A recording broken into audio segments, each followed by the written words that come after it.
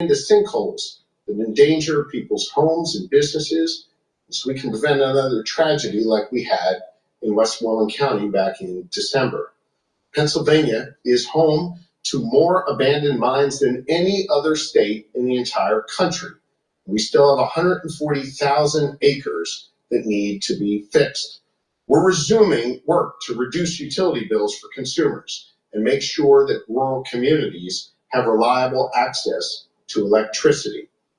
As a result of the freeze, several ongoing projects in the western part of our Commonwealth, employing dozens of Pennsylvanians, were forced to stop work. These folks can now get back on the job, knowing that I will continue to have their backs. As governor, it is my job to protect Pennsylvania's interests, and I will use every tool at my disposal, from legal action to my direct engagement, to make sure that Pennsylvanians are protected and that the funds Pennsylvanians rely on every day, the funds that Pennselsvanians pay in federal taxes, make their way back to our Commonwealth, and we receive every federal dollar that we are owed. I want to thank you for being here on short notice, and I'm happy to take a couple quick questions on this topic if you have any. Dennis? Governor, can you clarify? So you're saying you spoke with senior Trump people and they just decided to unfreeze, or was there a court component to this as well? They may have recognized they were on the losing side of it? We directly engaged, I directly engaged with senior Trump administration officials. My legal team, led by Mike Fisher, Jacob Boyer, Jen Selber, directly engaged with the Department of Justice, and those funds are unfrozen at this time. You said all the funds identified in your lawsuit have been restored. Are there any funds not identified in the lawsuit that Pennsylvania is still not receiving? Well, we identified the funds that were frozen in our lawsuit, and all of them have been unfrozen. Things have shifted in the 2 weeks since you filed that, so I don't know if there's been any further withholding of funds beyond that. No, if there was, we would add it to our lawsuit. Everything that we described, the reason I stated that way is we enumerated what was frozen in our lawsuit. You should have a copy of that, and all of that is unfrozen. So can you describe the conversations between you and your fellow governors and the president himself at the White House when it came to funding? Well, I'm not going to get into the specifics of any conversations. I think you all have known me long enough to know that when you're in the room, when you're directly engaging that way, that those conversations need to remain private. I can tell you that I was very direct with them. They were very responsive to me, and as a result, Pennsylvania now has what is duly owed to us. Okay? What's your level of concern regarding the Trump administration? I got a couple of emails today from federal employees who live in Pennsylvania that were given that note about the defend what you did in the last 5 years. Yeah, I'm not going to get into that here, Dennis. I'm really just focused on our funding. Again, we're going to continue to make sure we protect Pennsylvania's interest in what is owed and obligated to this Commonwealth legally. Okay? Jill, last question. What has it been like working with the Attorney General Sunday on this issue? And did you want to step into the administration? We work well together. And look, as I said at the Attorney General's swearing in, I wish him well. We're going to continue to work with him. Understanding that seeking and receiving delegation is something the Office of General Counsel does with the Office of Attorney General every day. When I was Attorney General, we delegated many matters to the Wolf administration. It's part of the normal course of business. While we have you, in light of the shooting that happened on Saturday, are you able to speak to the state of security in our medical facilities here? Well, let me just say this generally. Obviously, I was at York Memorial, UPMC Memorial in York on Saturday. It was so tragic.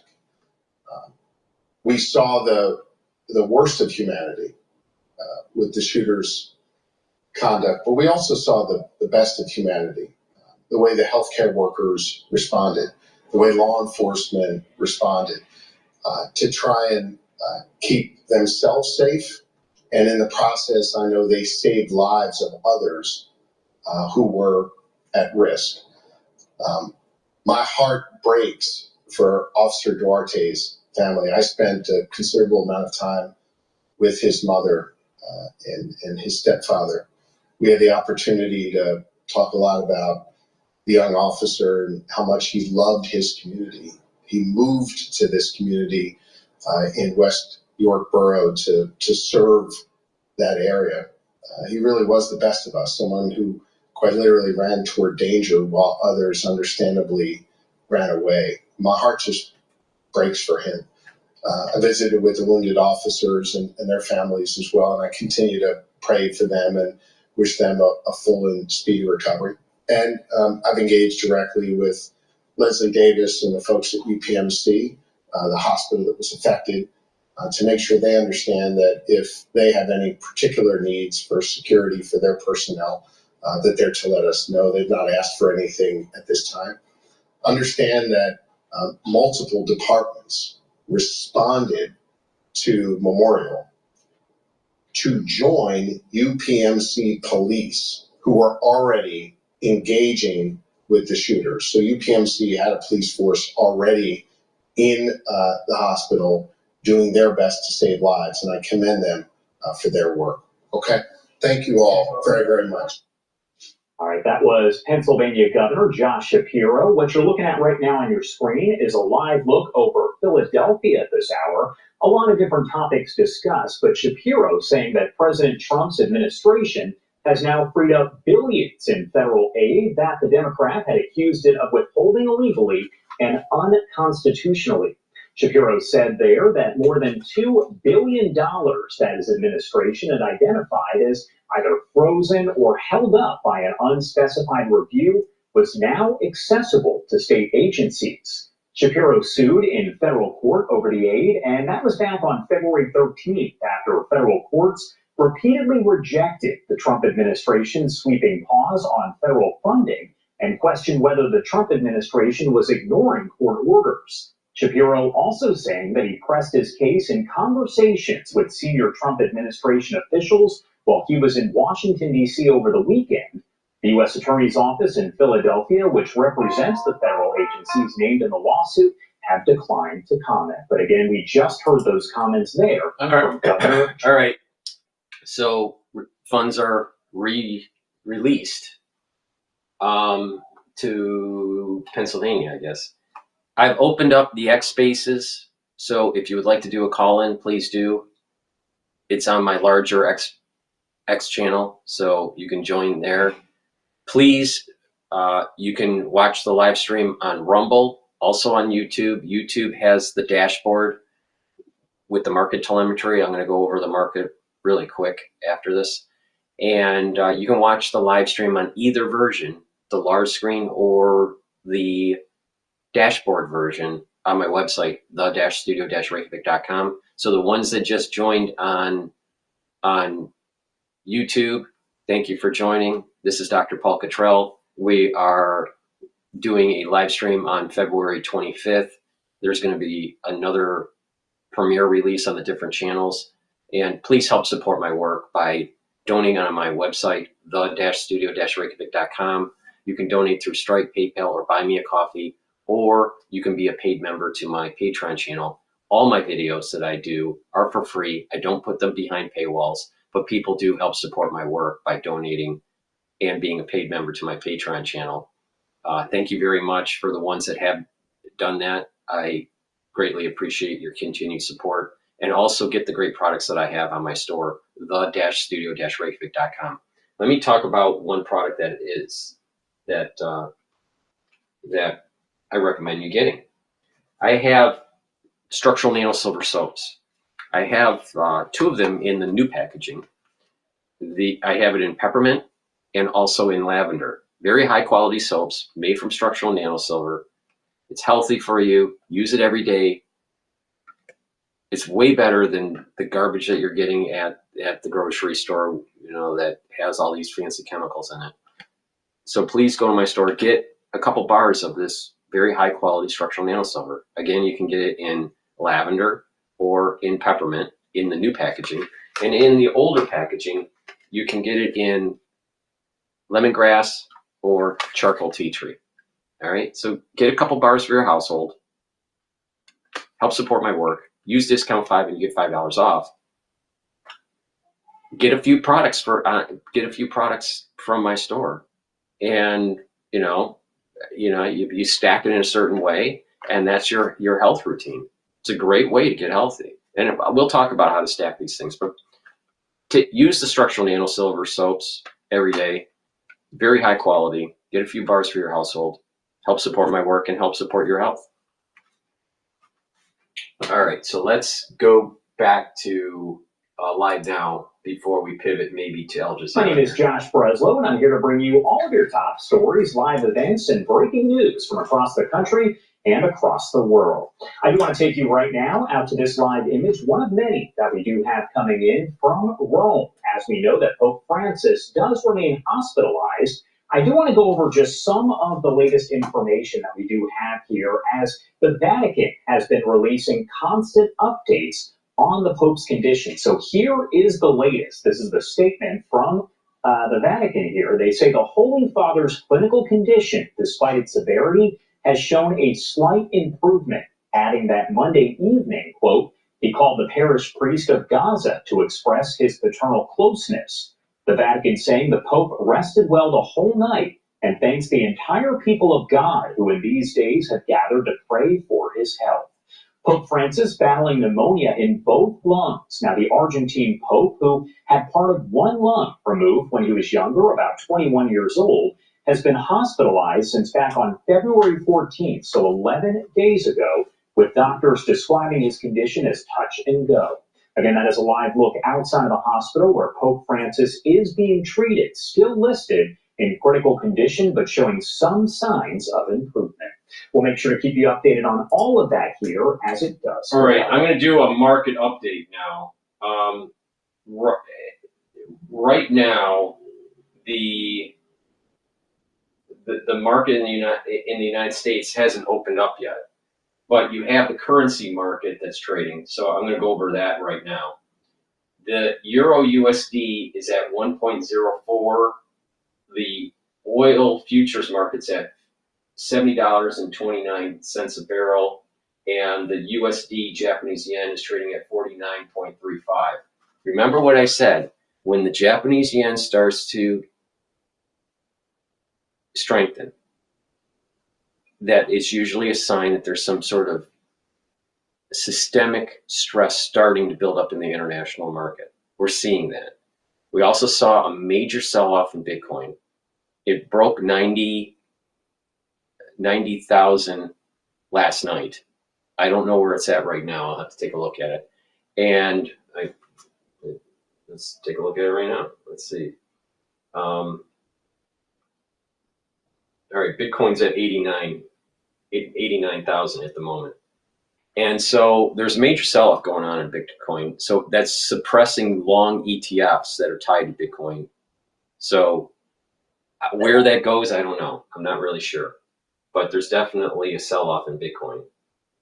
It's tied to this 1.4, I think, billion dollars that was stolen by Bybit exchange, through the Bybit exchange. And so there's investors that are leaving. There's lots of outflows out of ETFs. So they're suppressing the Bitcoin market.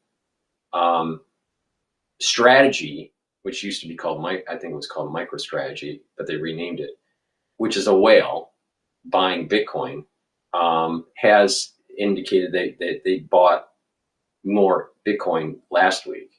What they do with this sell-off, who knows? Because the way they make this strategy is that they buy assuming that it's going to appreciate, and they're going to have to mark to market on their balance sheet. So as it's depreciating, it may cause some sort of problem on their balance sheet. Now, we've been told that Tesla also bought about $1.5 billion of Bitcoin. I'm not sure if that actually went through, but I believe it did. So as Bitcoin starts to sell off, it's going to put pressure on the balance sheet when it's marked to market, even for Tesla.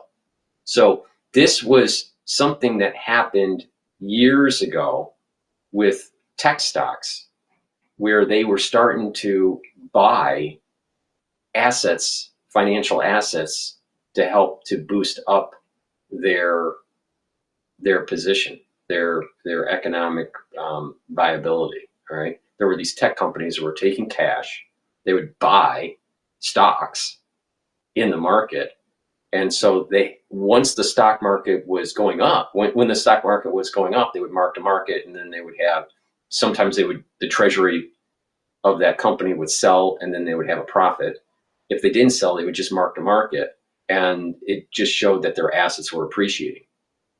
All right, and that helped their stock go up, that tech company stock to go up. But when the market started to go down, all these tech stocks were hit by mark to market. So something very similar is starting to have to emerge with this Bitcoin issue. So, but is this my take on the Bitcoin issue, and I'm not an expert on Bitcoin. I never said I was, but I'm just saying that there are institutional investors now getting involved with these ETFs. All right. My take on this, from just experience in the financial markets, is that there's this sell-off that's taking place, and then there's going to be regulatory framework that's built up through the Trump administration. And people that are very long Bitcoin are going to be eating up at these lower prices. And then once the regulatory framework is adopted, then Bitcoin is going to shoot past the 100,000 mark. Now the question is are we going to see 70,000 on Bitcoin before we see 100,000? It's very possible. Now the bigger question is, how and why and who did the theft from Bybit of the $1.4 billion worth of coins? How did that happen? Who did it? You know, is this some sort of espionage thing that's going on with China? Is this did someone do this to crash the market to be able to buy more coin at a lower price before the regulatory framework is passed? That might be. Who knows? Who knows? But these whales are signaling that they're buying. So I don't know. You know, Bitcoin is an extremely volatile asset class, and it's not real. That's the problem. It's not like oil, where you pump oil out of the ground and you actually physically see a oil and you can use it for energy or to make things, right? Petrochemical and all this stuff, right? Well, Bitcoin is a digital asset, but you can't make a car. You can't convert it into energy. It's literally a waste product of doing calculations in a computer using energy. The waste product of that is a Bitcoin. Now, there is this human desire to add, to have some sort of value to that, but there's no real intrinsic value. There's zero intrinsic value of Bitcoin. Zero. If anyone says there is, they don't know what they're talking about. There's no intrinsic value of Bitcoin. It's literally a waste product of calculating digits, calculating, mathematical formulas using energy. The waste product is the actual Bitcoin. Now, that doesn't mean that you can't make money or lose money, but to say that it has intrinsic value, it doesn't. You can't make anything with it. It's so hard to even transact with it. Yeah, some people make some apps but if the vendors aren't willing to use it, then it doesn't mean anything. You can print a lot of monopoly money, and go to McDonald's and ask for a Big Mac, but it doesn't mean that McDonald's is going to accept your monopoly money. It's the same concept. So it's a very volatile asset. Now, what is interesting with Bitcoin is it's using the blockchain. Blockchain is a technology that can be used for many different things. It could help revolutionize accounting. It could help to revolutionize, transacting with a digital currency. But that digital currency doesn't have to be Bitcoin. It could be anything. And why would the Federal Reserve just give up just abrogate their authority to monetary policy, or the Treasury abrogate authority for monetary policy and affecting the money supply? Why would they give that to some sort of crypto market? They wouldn't. A war would happen before that would happen. So the technology makes sense, but the actual value, this perceived intrinsic value of Bitcoin is just garbage.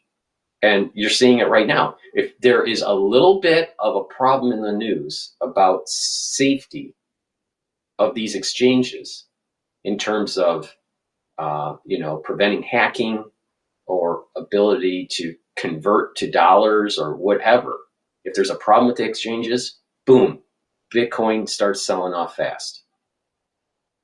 So there's really, truly no confidence in it. And it's speculative. It's a speculative, commodity, virtual commodity. That's how it's played. All right. But it's very possible we see Bitcoin at 70 before we see Bitcoin at 100,000 again. But there's a regulatory framework that's coming out of the Trump administration that should be Bitcoin and other cryptocurrencies positive. And I think this is the reason why that these whales are taking the opportunity to soak up, some more coin before the regulatory framework gets passed. So it's an opportunity, but it's going to be a wild ride. But I do think that the Trump administration is pro-Bitcoin. I'm surprised this sell-off is so vicious on Bitcoin. I thought it would be a sell-off and then, maybe two days and then mean revert. It doesn't look like it's mean reverting. But it's a very volatile asset class. And who knows? It could have been done on purpose. The Bybit hack could have been done on purpose to drive the price down for people to buy it cheaper instead of above $100,000 before the regulatory framework. Who knows? We don't know. But there were nefarious actors in finance for sure. So that's my take on Bitcoin and what's going on. All right. Let's go to Fox News and play. This is Musk says Fed workers will get another chance to report productivity. Elon Musk is giving some federal workers the boot and others a second chance to respond to his email. Yeah, I just love that. As he continues asking for details of what they accomplished over the last week. Madeline Rivera joins us live from Washington with the latest. Good morning, Matt. Hey, Maddie. Hi, guys. Good morning. Yeah, there's a lot of confusion regarding this directive. Elon Musk says while there is a second chance to respond, failure to answer again will result in termination this time. But the Office of Personnel Management says agencies will be the ones to review responses and evaluate non-responses. They look into whether employees were on excused leave yesterday or whether they had access to their email over the weekend. The OPM also says agency heads can exclude some workers from this expectation at their discretion, given that they provide reasons for exclusions. And finally, the OPM says it is up to the agency's leadership to determine what actions are taken. Some agencies, like the FBI and the Department of Defense, for instance, have told employees not to respond to the OPM email saying they'll be doing their own reviews. But others, like the Transportation Secretary, saying that their department is going to be following this directive from Musk. But President Trump says the different orders don't necessarily mean a division between the Trump administration and Musk, and he's defending Musk's order. Listen here. So what they're doing is they're trying to find out who's working for the government. Are we paying other people that aren't working? And, where's all that? Where's the money going? There was a lot of genius in sending it. We're trying to find out if people are working. And so we're sending a letter to people. Please tell us what you did last week. If people don't respond, it's very possible that there is no such person or they're not working. There appears to be no deadline set for a second response. We'll see if we get more clarity later today. Florence D. Ainsley. See, that last word, clarity. Yeah. There hasn't been a lot of that. Melon, so for the federal employees who are watching right now, what are they supposed to do? We'll see later on today if we get more answers from the White House, from the president. Look, if you listen to the OPM email, what they'll say is that they're not taking a one-size-fits-all approach to this. The administration says they'll take into account the differences among the different agencies, they'll work with the different agencies, and they're taking into things like confidentiality reasons, for example, which President Trump says was the reason, for example, that the FBI and the DOD, why they might not be responding to this email right now. So they'll take those factors into account. The White House is downplaying the notion that there is a division between the OPM and Musk here. They say at the end of the day, the administration is working together to create more efficiency among federal workers. But again, like you said, Steve, there is no doubt that there are a lot of federal workers who are confused by this, and they are hoping to get more answers later on today. All right, Madeline. Thank you very much. Well, Elon posted, he said the email request was utterly trivial, as the standard for passing the test was to type some words and press send. Yet so many failed even that inane test, urged on in some cases by their managers. Have you ever witnessed such incompetence and contempt for how your taxes are being spent? Makes old Twitter look good. Didn't think that was possible. The problem is the federal workers are getting these mixed messages, and it seems to be a turf war by some of the agency leaders, the new agency leaders, and Elon Musk. Now, Donald Trump said yesterday, look, all we're trying to do is make sure these people are actually working, that there are actual people, like the Social Security sending out checks to people that are 140 years old. Well, that doesn't exist. So they're just making sure that these positions are filled by live bodies. And so we're not sending money to people, paychecks to people who don't exist. But the problem is you have Office of Personnel Management. They're saying it's voluntary. You won't be fired if you don't respond. You have Kash Patel with the FBI saying pause responses. We're in charge of employee reviews. And then you have Kristi Noem with Department of Homeland Security saying don't respond. So what are you supposed to do? Right, exactly. So who's running the show? Well, the president gave them some cover yesterday as well. Remember, a lot of these same agencies, whether you're talking about the Defense Department as well as Transportation as well, have invited DOGE into their department. So they're not anti-DOGE. What they're saying is the information that's going out, there's some security measures that need to put in place for that. So they want to coordinate the response to this. So so there's a lot of people who are going to be let go in a lot of different agencies. I know the Transportation has let some people go now. The VA, Doug Collins, has dismissed more than 1,400 employees with non-mission critical positions. Others in Transportation were let go who did not have safety implications day to day. And that's what's happening too, just about everywhere. If you're a probationary, they're looking to let you go. And I think the overarching headline is we have to cut the federal workload. It's 2.7 million. It's got to get less. The question is now, that was a speech the president gave at CPAC. The president, Elon Musk, saw and said, I hear you, Mr. President. I put on this email. And the president said yesterday, I like the idea of an email. But I just think next time, very easy. A lot of these people are Elon Musk's personal friends. Hey, I'm going to send out an email. And it's going to go to all the divisions. Are you okay with this? Right. Because Kash Patel was only on the job 2 days. He can't have FBI agents who may be miscommunicated being accessed. Same with Tulsi Gabbard. She's like, I really can't do this. Right. So I'm going to back out. It doesn't mean they're fighting. Just means they just need a little bit more of an effort to coordinate. Well, and that's key. I think a lot of it with the State Department and the FBI and the national security apparatus is they don't want their boss. They don't want somebody at a laptop somewhere putting out, okay, these are the 5 classified things I did last week. Because there was an email that went out yesterday from HSS, Health and Human Services, an email to the staff and said, if you reply, assume that what you write will be read by malign foreign actors, so tailor your responses accordingly. What's curious, though, I don't know if you guys saw this or not, but there was hearing yesterday regarding DOGE access to Treasury records, and the government attorney representing the White House was asked by the judge, so who exactly is running DOGE? Who is the administrator? And the attorney for the federal government said, I don't exactly know.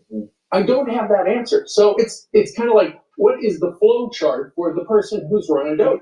Elon Musk has been described as an advisor to the president. Well, I think it's a flat organization. This is not and I think Washington is so used to this org chart where this person, essentially you have all these people that are across agency reporting back to Elon Musk, who then goes back to the president and he makes the final decision on it.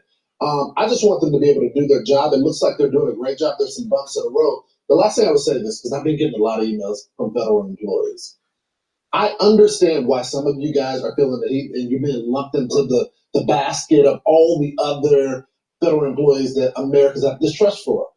We're not talking about you. We understand that there are career people that just want to do their job, that love their country. But you have to understand It is a bipartisan thing. When you look at the latest polling, independents, Democrats, as well as Republicans, all feel like there's some inefficiency in our government. And I apologize that you guys are being lumped in. You want to do your job, but something has to give here. Just like in the private sector. Argentina's doing it. And that's what they did. And they put, I mean, they had 110% inflation. It was a joke. So this guy came in. That's the leader who gave the chainsaw. So he's trying to do the same thing. And I just think the more you realize Musk's agency is the only way to do it.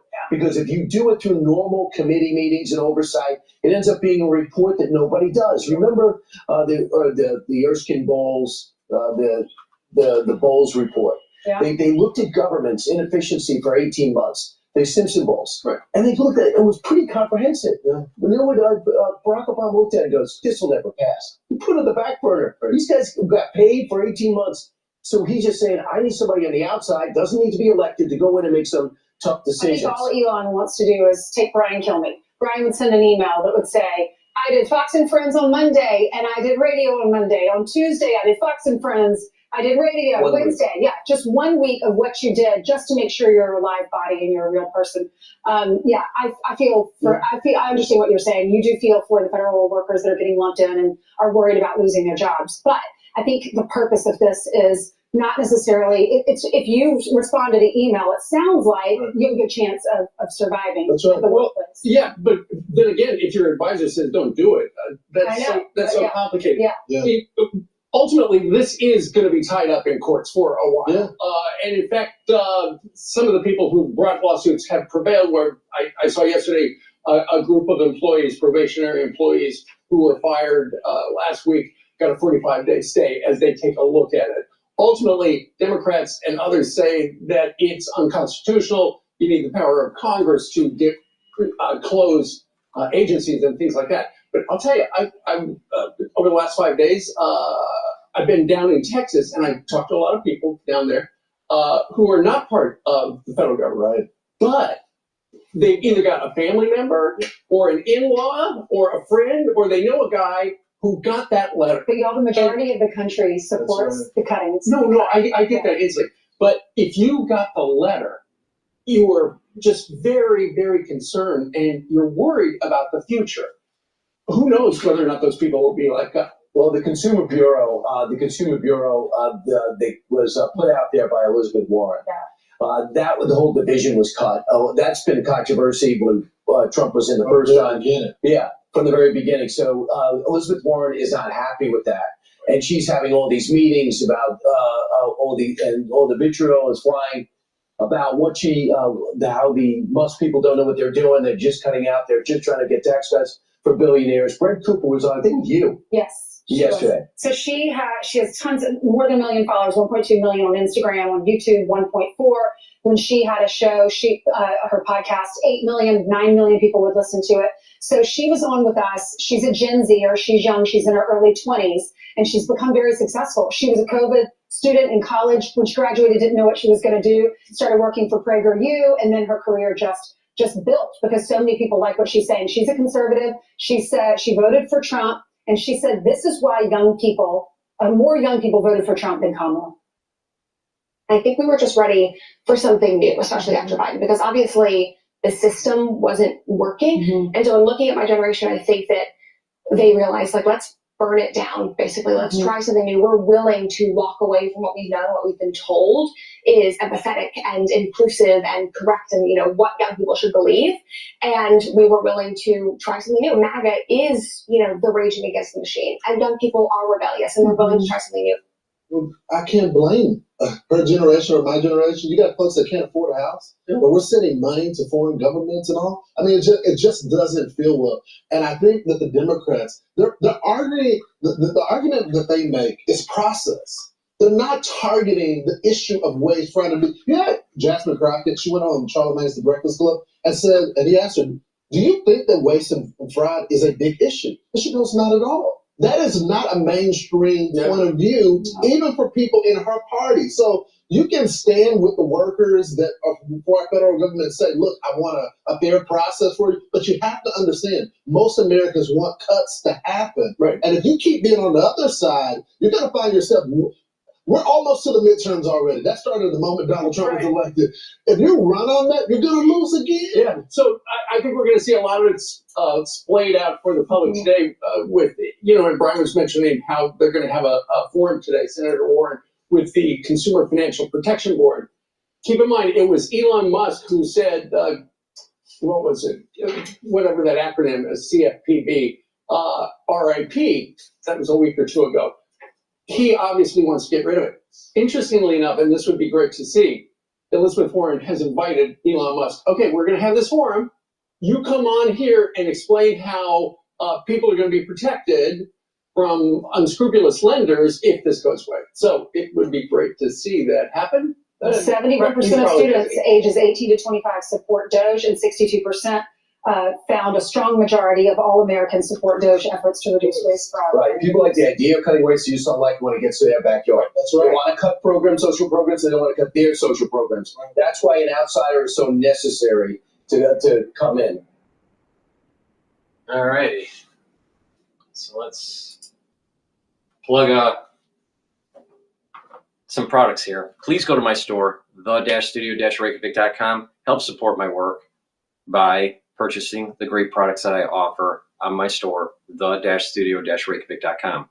I have peppermint, lavender, and tea tree, and citrus. These are deodorants for males or females, but it's a dual purpose product. It'll also help to detoxify your body. So you're using it as a deodorant, but an everyday detox. It's made from essential oils from the Himalayas, extremely high quality ingredients. Aluminum free, baking soda free.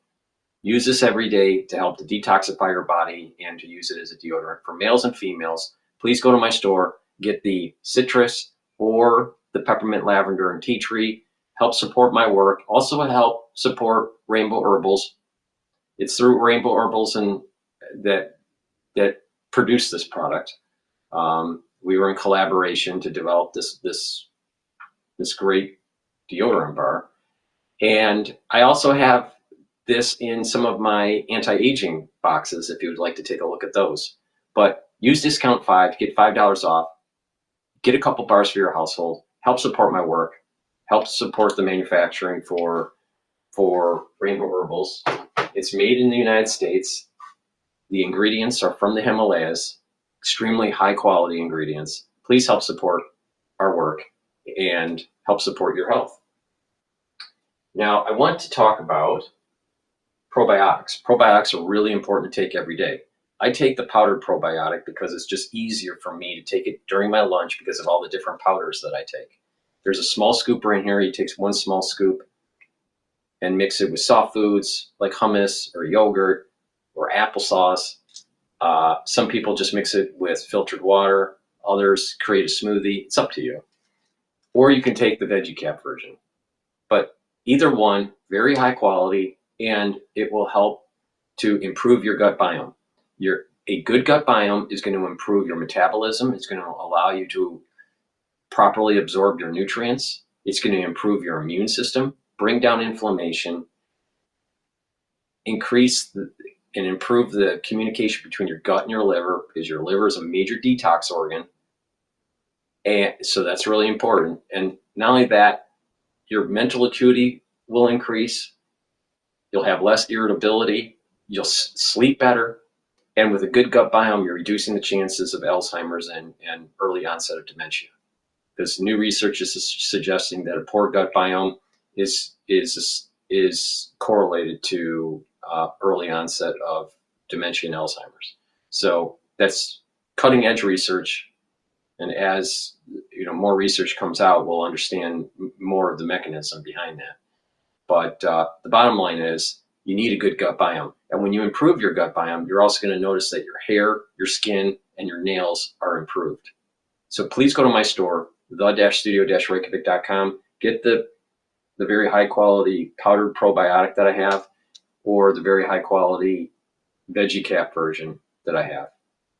Go to my store, the-studio-reykjavik.com. Use discount 5, you get $5 off. All right. So please help support my work to help support your health. It's a win-win situation. And that way, In 2025, you can be healthy. Okay. With that, let's pivot over to,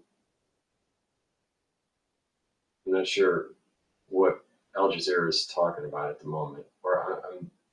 Let's go to Bloomberg right now.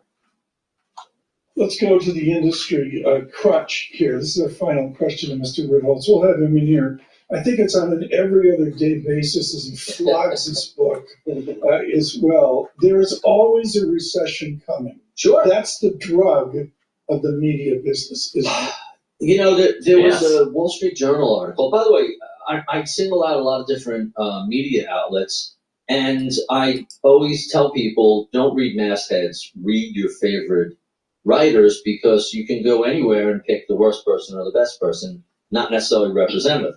And so the Wall Street Journal did a survey of economists, and 80% chance of a recession in 4 years. And if you just look at that, it makes you a little nervous until you stop and think, well, how many recessions have we had over the past 100 years? It was around 21. That's a recession every 4.85 years. Telling me there's an 80% chance of a recession in 4 years is telling me something that is mathematically accurate and completely meaningless. There's always an 80% chance of recession over the next 4 years. It's a chance it'll be cold in the winter and warm in the summer. Thanks, but how do I act on that as an investor? And the answer is you ignore it. Barry, thank you. And this will be a lot of fun into the spring. How not to invest, and the operative word there on YouTube is not, N-O-T. I can't say enough about the oddity of this book and the immediate value by saying this is what not to do in investment. Barry Ritholtz, look for the movie Memorial Day 2026. With our news in New York City, Michael Barr. Thank you very much, Tom, Paul, Lisa. A midnight deadline has come and gone for federal workers to respond to a threatening email from you. So someone typed in the chat here about the different supplements that I have that are powders. So I have lignans that are powder. I have probiotics that are powder. I have the collagen that's powdered. Also the Boomer Boost, which has a lot of different ingredients and 68 nutrients. That this is a powder. Also, I have the gladiator barley, and the heirloom barley, which is high density protein, both in powder form. So I have quite a few things that are powder form, and then also in capsules. I also have liquids too. I have C60 liquid, and I also have zeolite in liquid, which helps to detoxify your body. So I have liquids, powders, capsules. I have a variety of different ways for you to make your own personal stack. Okay. General Assembly that calls out Russia's full-scale invasion of Ukraine exactly 3 years ago. The Food and Drug Administration is investigating the possible link between frozen supplemental shakes and a deadly years-long listeria outbreak. The now recalled shakes under the brands Lions Ready Care and Cisco Imperial are typically sold to hospitals and nursing homes. That's where nearly all the cases have been reported. Wow. At least 12 people have died from illnesses associated with the outbreak. Global news 24 hours a day and whenever you want it. For the Bloomberg News Now, I'm Michael Barr. This is the problem with these big box supplement providers is that their quality is usually down. The quality that I have is extremely. I don't put anything on my store that's subpar quality. It's all high-end quality. All right, but not just that. I'm telling you how to stack it to help with your own health. All right, so. Like for example, let me give you an example. Let's talk about the collagen really quick before we transition to maybe Cash Jordan or the Pope. I'm not sure which. Collagen. This is a powder. All right. It has a big scooper. This is a month's supply. It has a pretty impressive amino acid profile that you can take a look at even closer on my website, the-studio-reykjavik.com. But this is a dual purpose, all right? This can help with your skin, your hair, and your nails. You take it every day. You take it with soft foods. This is how I take it. I take it with like hummus or with yogurt. Some people create a shake or a smoothie. Some people just drink it with filtered water or even with milk. Now, taking collagen every day will help with your skin, your hair, and your nails.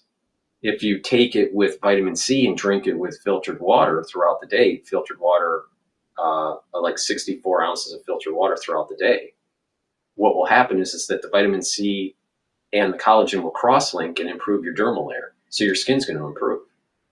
All right. And you're going to see that improvement in less than a month. In addition, collagen helps with your joints and your bones, your ligaments, your tendons. So by doing some resistance training, you're going to actually help with bone density and bone health, your ligaments, tendons, your cartilage. So you're improving your joints. So this is a dual purpose product and it's a powder. So please go to my store, the-studio-reykjavik.com, and get this very high quality, let me repeat that, very high quality collagen. Now there's a lot of collagen out there that's cheaper, but it's not the high quality collagen. Like I said, everything on my store is high quality, all right? But because it's high quality, it costs more. Please go to my store, the-studio-reykjavik.com, and get this collagen. Now you can get, if you're concerned with skin health, you can get the anti-aging skin health boxes that I have. I have a beginners and an advanced that has the collagen in it. Take a look at that. I also have, other ways for you to save money, and that is just to use the discount 5. Use discount 5 on any order and you get $5 off. But if you buy an anti-aging box or a longevity box on my store, it has a built-in discount and you can apply the discount 5 on top of that. So I try to provide the highest quality ingredients and supplements for my audience and tell them how to stack it to improve their health. All right. So please listen. This is what I do. And obviously it's working. So please go to my store, the-studio-reykjavik.com, and get this very high quality collagen. But it's a holistic approach, right? It's drinking filtered water. It's also, doing weight training, right? And, cross-linking with vitamin C, drinking that filtered water, that 64 ounces of filtered water throughout the day. Please go to my store, the-studio-reykjavik.com. All right. Let me go back to Bloomberg. They're talking about the Federal Reserve. For the second half of the year, Okay, so we get to Labor Day and the world's falling apart. This is really important with your heritage. Do you have a belief that Washington, and particularly the administration, will adapt and adjust to a sub 2% statistic somewhere where the Red Sox decide if it's playoff baseball? Our clients are asking us these exact same questions. We think that the administration really does not believe that their policies are going to weigh on growth. So we think that Trump, if we think about what he really campaigned on, it was really two major issues. And that is to be hard on trade, and to be hard on the border. Both of these are going to weigh on growth. We think that President Trump is going to push very hard on them. And if our forecasts come true and growth does weaken, then perhaps at that point, the administration could pull back, but we think that they're certainly going to deliver first and maybe pull back later. So as a macro strategy for the Americas, what do you find your clients, where to allocate capital these days, given that background? This is a conversation we have every single day, and to us, what we think is one of the more attractive investments for clients right now is to own long-term bonds in the United States. And the reason I say that is because, very interestingly, something that we've been writing about quite a lot is this theme that's emerging where we think that we're now seeing a more bond-vigilant administration, which is now warding off the bond vigilantes. And that's really evidenced over the last few weeks by Treasury Secretary Bessent, who's basically telling you he's in no rush to increase supply in the United States. And this is opening a window of opportunity, we think, to invest in long-term bonds in the United States. Oh, cut to the chase. You loading the boat in the 10-year right now? We like the 10-year, but we like it even better in inflation-protected form. As mentioned before, we're very worried about inflation, so we like TIPS. Yeah, Paul and I don't care. The reason we had you here is Alex Steele said, can you find someone who can figure out hotel rooms in Paris? You run BNP Paribas. How do we get a hotel room somewhere in the vicinity of, the first arrondissement in Paris? It's impossible. For us, from a macro perspective, what we're certainly going to see this year with a very strong dollar, which is what we're forecasting, is more tourism from the United States towards the rest of the world. That, all else equal, unfortunately for you, Tom, is probably going to be putting upward prices on a lot of hotel rooms. It's outrageous. I mean, I was there a couple of months ago. Long story short, I have an offspring there. And it was, I was literally foaming over what has doubled in price. I mean, it's a boom economy. Macron's with Trump. Me and an Airbnb. Yes, Figure that one out. Yeah. Macron and Trump are sitting there. Does anybody have a clue the boom economy in Paris? When we speak to clients, what clients are really concerned about right now are really, I think largely, as you say, what's going to happen with inflation. And this is what you're feeling every single day. Inflation affects all of us. Right. And that's why we've been quite concerned. What we're worried about is that inflation expectations today are less stable than they've been at any point over the last 4 years. Yeah. Exactly as you're saying. You can feel it everywhere. And with inflation expectations less anchored than they used to be, what we think is going to happen is that as big tariffs occur, this is likely going to result in more second-round impacts on inflation. In critical condition. Higher, which is why we think the Fed's going to be more hawkish. That's how you get out of NYU, is you start talking second order, second round. That's how you push the process. Calvin, thank you so much. Calvin's C with us with BNP Paribas. Brilliant. Are you based in New York? I am now, yeah. You are now? Okay. Yeah, he was on the Air France shuttle and that. Okay. Calvin, thank you so much. All right, I'm going to pivot over to the Pope's health update. This is from News Nation.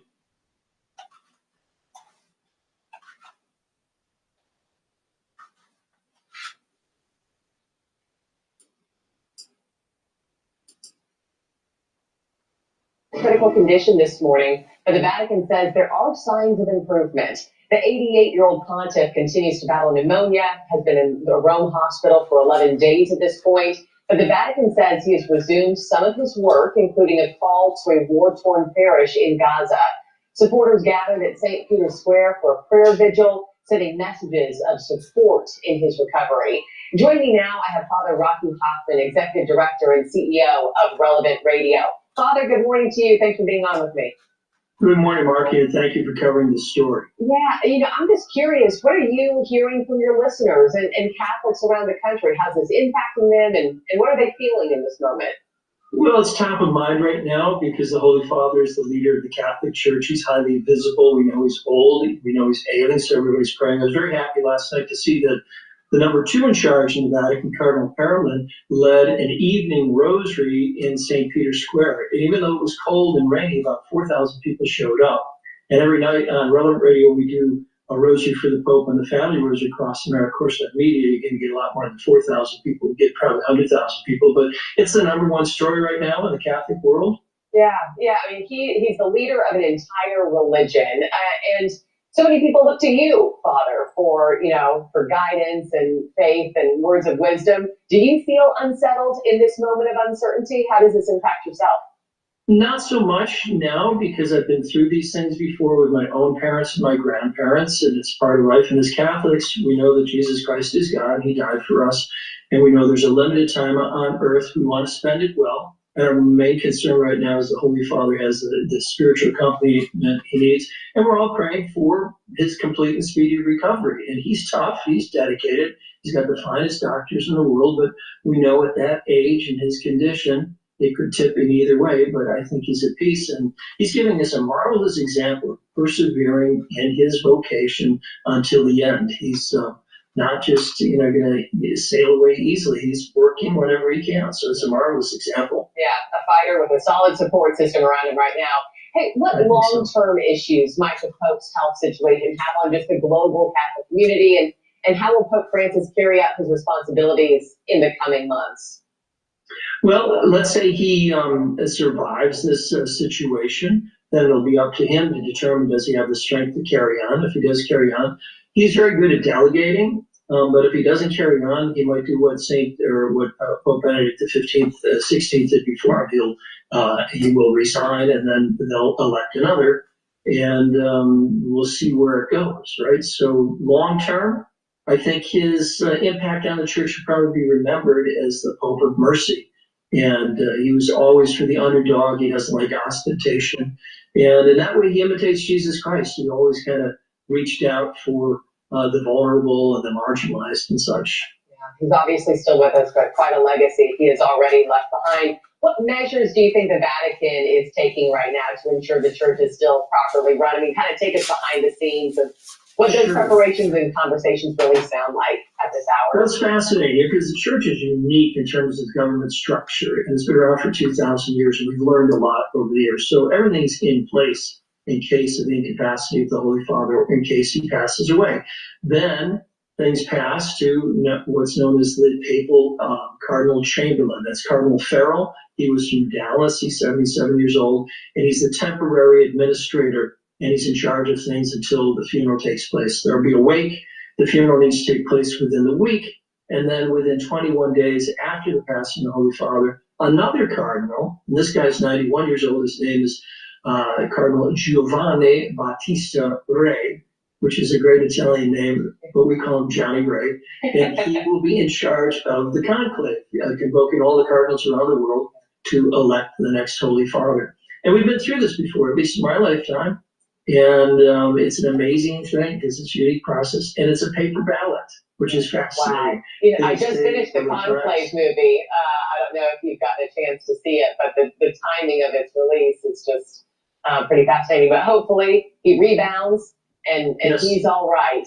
Father Rocky Hoffman, thank you for your time this morning and your expertise. It's greatly appreciated, sir. Thank you, Mark. Even though the Pope is showing some signs of improvement, usually when these patients are starting to die for whatever reason, and especially when they're older, the average curve over time is going down, all right? But if you look at that curve in detail, it's usually oscillating, but it oscillates in a downward spiral. So with a little bit of an improvement, that's the oscillation upward, and then it'll come back down, and then it'll oscillate a little bit, and then come back down. So I wouldn't be surprised that he dies before the end of the month, all right? Now, it's the 25th, so that means it would be in about 3 days.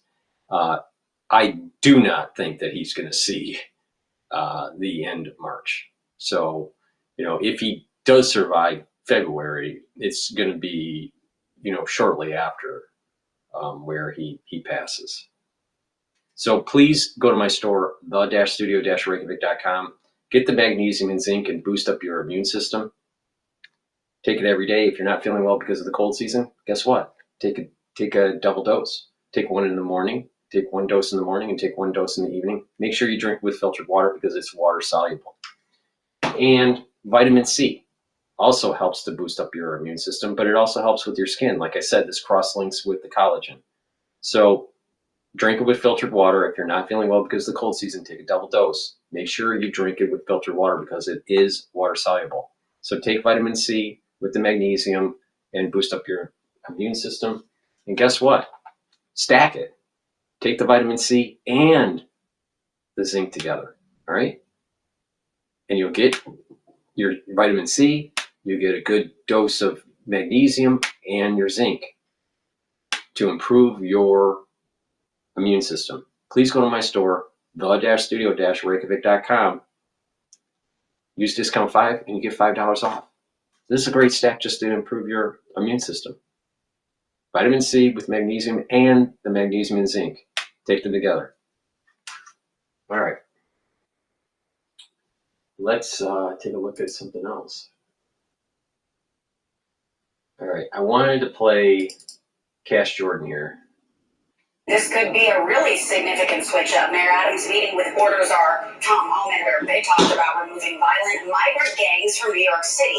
Adams then announced that, he would issue an executive order allowing ICE agents on Rikers Island. For years, New York has stood firm as a sanctuary city, blocking ICE from local jails and protecting criminals from deportation. But with gang activity reaching all-time highs, that's now changing, and ICE will now have full access to New York's notorious facility at Rikers Island. But to activists who sympathize with criminals and want open borders, this somehow puts our entire city in danger. Police are trying to tackle the rapidly escalating violent crime among Venezuelan gang members in the city who have gotten into New York. For 2 decades, ICE agents were allowed to operate at Rikers until the city passed sanctuary city laws banning officers from the jail complex. I fear walking out of my house in the morning, going to work. It's really unsafe in this community. There was women everywhere. That's NYPD Deputy Commissioner Cass Daughtry now touting the results of a 90-day operation, shutting down illegal gang activity. When our communities are under attack, what do? We know the intentions of the Trump administration. This is bad for New York City, and this is bad for New Yorkers. That's because the people that are pushing for this kind of stuff are liberals that live in completely separate areas that don't have to deal with any of the fallout. They have no connection to it, but they think that they have like some sort of cultural solidarity with some, like random immigrant that came and is committing crime here.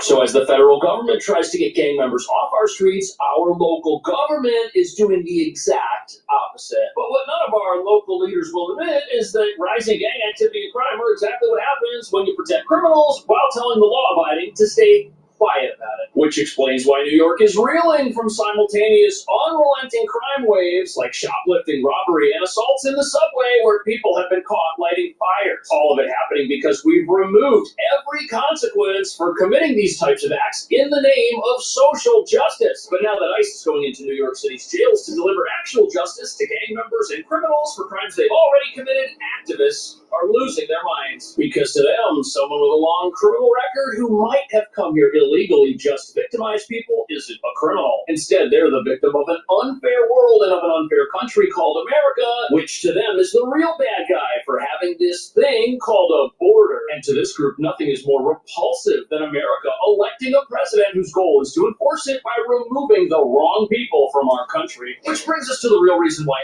ICE raiding New York City's jails is so needed and so hated at the exact same time. Once it works and our streets are made much safer, those who've been advocating for these criminals are going to look really foolish. Because while these people claim law enforcement is toxic to immigrant communities, the immigrant communities reeling from crime are going to really benefit from this. Starting the very moment ICE enters our jails and comes out with the gang members our city was planning on setting free, leaving them to once again commit crime in the communities they've invaded. And as you're about to see, these gang members, they've only come here because this city helps them commit crime.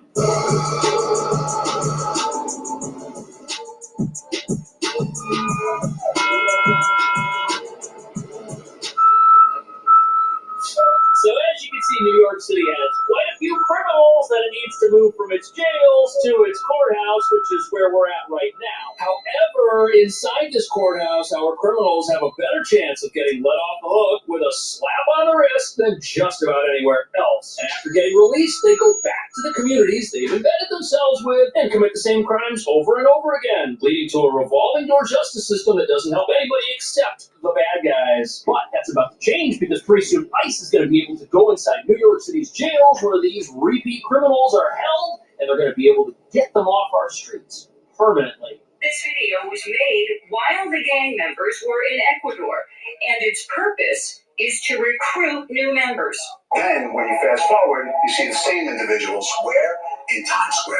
So that's our concern. The NYPD says Tren de Aragua has been making it over the border with the migrant influx, and is getting established. So if you're a gang member like one of these guys and you want to commit as much crime as possible, your best bet is to go to a place where the local legal system does not take your actions seriously at all. And sadly, New York City's decriminalization efforts have made this just such a place. And members of this notorious gang have apparently been arrested hundreds of times. How is that possible? If these individuals are not being immediately released after they wind up in the back of a police car. And sadly, our legal system has made New York a place that just hands out unlimited get-out-of-jail-free cards that these gang members have and are using to commit moped crime, robbery, shoplifting, and assault, all of which are now at levels that have the law-abiding in this place looking over their shoulders when they leave their homes in the morning while they step over piles of stolen goods that these gang members hand to women in suitcases who then sell them on the streets.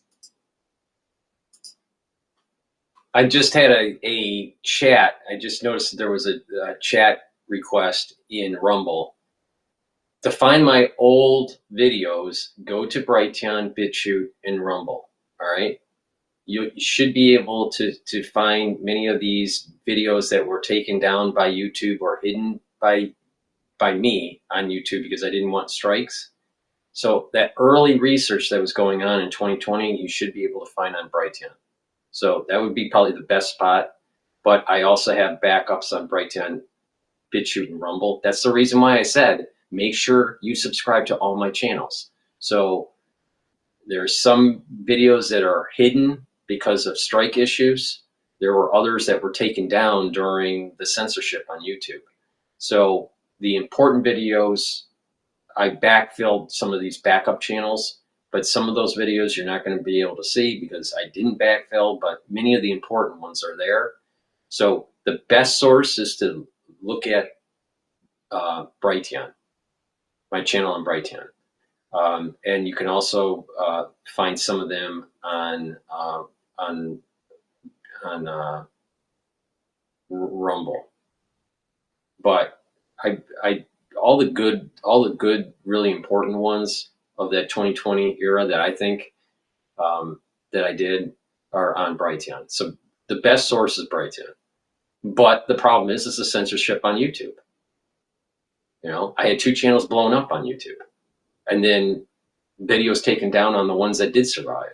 And then I had to hide a lot of them because of just, if I put them up, they'll get a strike.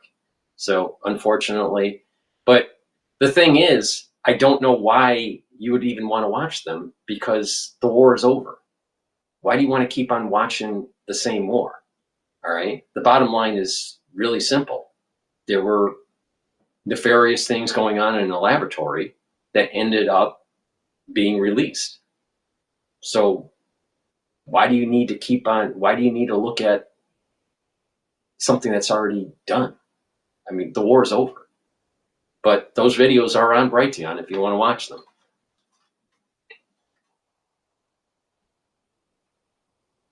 All right. Activists are out there making a big fuss about getting people like this out of here permanently is alarming. And it means they've aligned themselves with criminals at the expense of the very immigrant communities they claim they're advocating for. Some worry this could open the door to tougher crackdowns on immigrant communities. Today, supporters rallied at Foley Square in downtown Manhattan.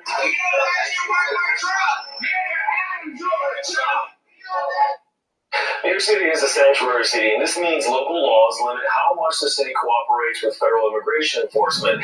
They are also New York City's mayor. He's in a lot of trouble locally because he wants to cooperate with the new president who wants to get these criminals out of our city. But because of that, there are calls locally for him to step down, and if he won't step down, for the governor to step in and remove him. That's how badly they want our precious criminals to get to stay here as long as possible. And they're okay with keeping these people on the streets if it means not cooperating with President Trump, who just decided to throw out the mayor's historic bribery charges, which many say were politically motivated after the mayor complained about how the last president handled the asylum crisis, openly saying that this crisis would destroy New York City, and depending on where you live, it might look like that's already happened. And right now in Queens, on Roosevelt Avenue, we're witnessing a massive police surge that has been going on for several months already, with the goal of stamping out gang activity in that particular neighborhood. This was a haven area for this Trendy Aragua group, and over the last couple of years, residents say crime in that neighborhood has exploded. And right now, you've got police officers all over the place. However, the gang members are still lurking in the shadows, waiting for the police to leave. And as soon as they do, their conscripts will begin robbing the local businesses and selling the items right on the sidewalks in front of those stores once again. But this neighborhood, it's incredibly diverse, and it's one of those places that makes New York City great, but it can't do that if we're going to allow gang members to run around there and take it over from the inside. Yet the activist crowd here maintains that getting dangerous criminals off the streets is somehow an attack on every immigrant. We have 300. YouTube Premium is ad-free YouTube and the YouTube Music app all together. Uninterrupted. Every immigrant? We have 350,000 students in the New York City public schools who speak languages other than English at home. And right now they're extremely scared, and many of them have stopped coming to school because they fear deportation. Mayor Adams responded to the So, my wife is an immigrant, and we've got 2 daughters living in our bilingual home who are now at school. And you know what? The topic of deportation has never come up at our dinner table. And obviously, these activists are putting forth propaganda. Here they are saying that over 350,000 students are now afraid to go to school. But New York City only has 870,000 public school students. And we're supposed to believe that 40% of these kids are in legitimate danger from deportation, not because they're even here illegally, but according to that activist, that they speak another language at home that isn't English. It's all fear mongering from the crazy left. Please go to my store, the-studio-reykjavik.com. Help support my work, and you get to help support your health. Get the lozenges. I have elderberry and zinc lozenges, structural nano silver lozenges, and manuka honey. These lozenges are great to take during the cold season or during the allergy season. The cold season is starting to end and the allergy season is starting to begin. But the bottom line is this: you want to mitigate the irritant right away to prevent further problems. So get a few bags of my lozenges, manuka honey, or the elderberry zinc structural nano silver lozenges. I also have them in drop form, which is smaller than the lozenges, in a 100 count. The lozenges are in a 21 count in each bag, but with the drops, they're in a 100 count. Same thing during the cold season or during the allergy season. Take it right away to mitigate that irritation. Now, I have it in blueberry, in honey and lemon, and in cherry flavor, okay? So please go to my store, the-studio-reykjavik.com, use discount 5, get a few bags for your household, have some at work, have some at your house, because you never know when you have that irritation. Take it right away to mitigate the problem, all right? A lot of people don't realize that if you do get sick, and it's benign, just like 5 days, 7 days, all right? It takes 2 weeks for your body to heal from that inflammatory response and the damage that is caused from those cells in the tissue. Benign, run-of-the-mill cold. Now, if you start getting bronchitis or pneumonia, now take that out a month of healing or 2 months of healing, depending on how bad. And if you get sick, just benign, 3 times a year, guess what? Almost a quarter of your year has been either through infection or through healing from the infection. A quarter of the year. And so when your body's healing, you're not going to have the energy, and your immune system is not going to be healing your body. It's fighting the problem and remodeling. Your body's remodeling the problem, in trying to heal from that. But it's not paying attention to the other tissues that are not affected. So if you reduce the number of incidences and the severity every year, then what happens is that your immune system is boosted up and your body is more focused on other tissues for the healing process.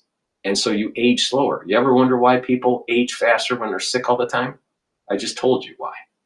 Because your immune system and your body's focused on the remodeling from the infection and not on your other tissues. And during this exposure, you are getting a lot of free radicals. So it makes sense to soak up those free radicals. Please take my advice. The moment you have that irritation, take the drops or the lozenges right away. Please go to my store, the-studio-reykjavik.com.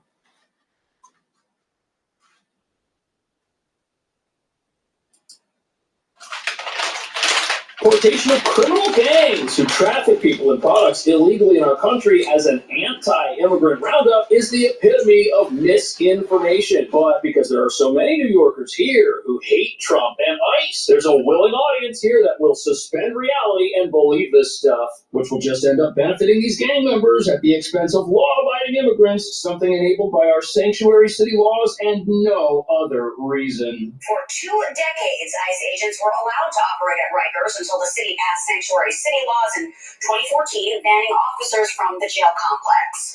A provision in one of those laws permits Adams to issue that executive order so long as it's, quote, for purposes unrelated to the enforcement of 10 years. That's how long ICE has been banned from getting dangerous criminals out of our jails and removing them from our country completely. Something that's been done in the name of public safety, but now the general public is just less safe, especially when you've got the same people committing crime over and over again and just getting released to do it again. Between sanctuary city laws and decriminalization, we've got the perfect combination of rules that benefit the wrong people. And many of these criminals entered our country over the last 2 years on buses from the southern border and then immediately made their way to immigrant communities that were already established, blending in with them and ruining them. And with New York City's endless promise of free housing, medical care, food, and clothing, a promise that does not disappear when one finds themselves in the back of one of these corrections buses, these gang members have had it made from a crime standpoint. But the problem is our criminal sympathizers don't think any of this is a real problem, which must mean their personal lives are totally disconnected from the plight of the New Yorkers who have to deal with this stuff every single day. And it must mean that even when this stuff does make the mainstream news, they're still willing to ignore it.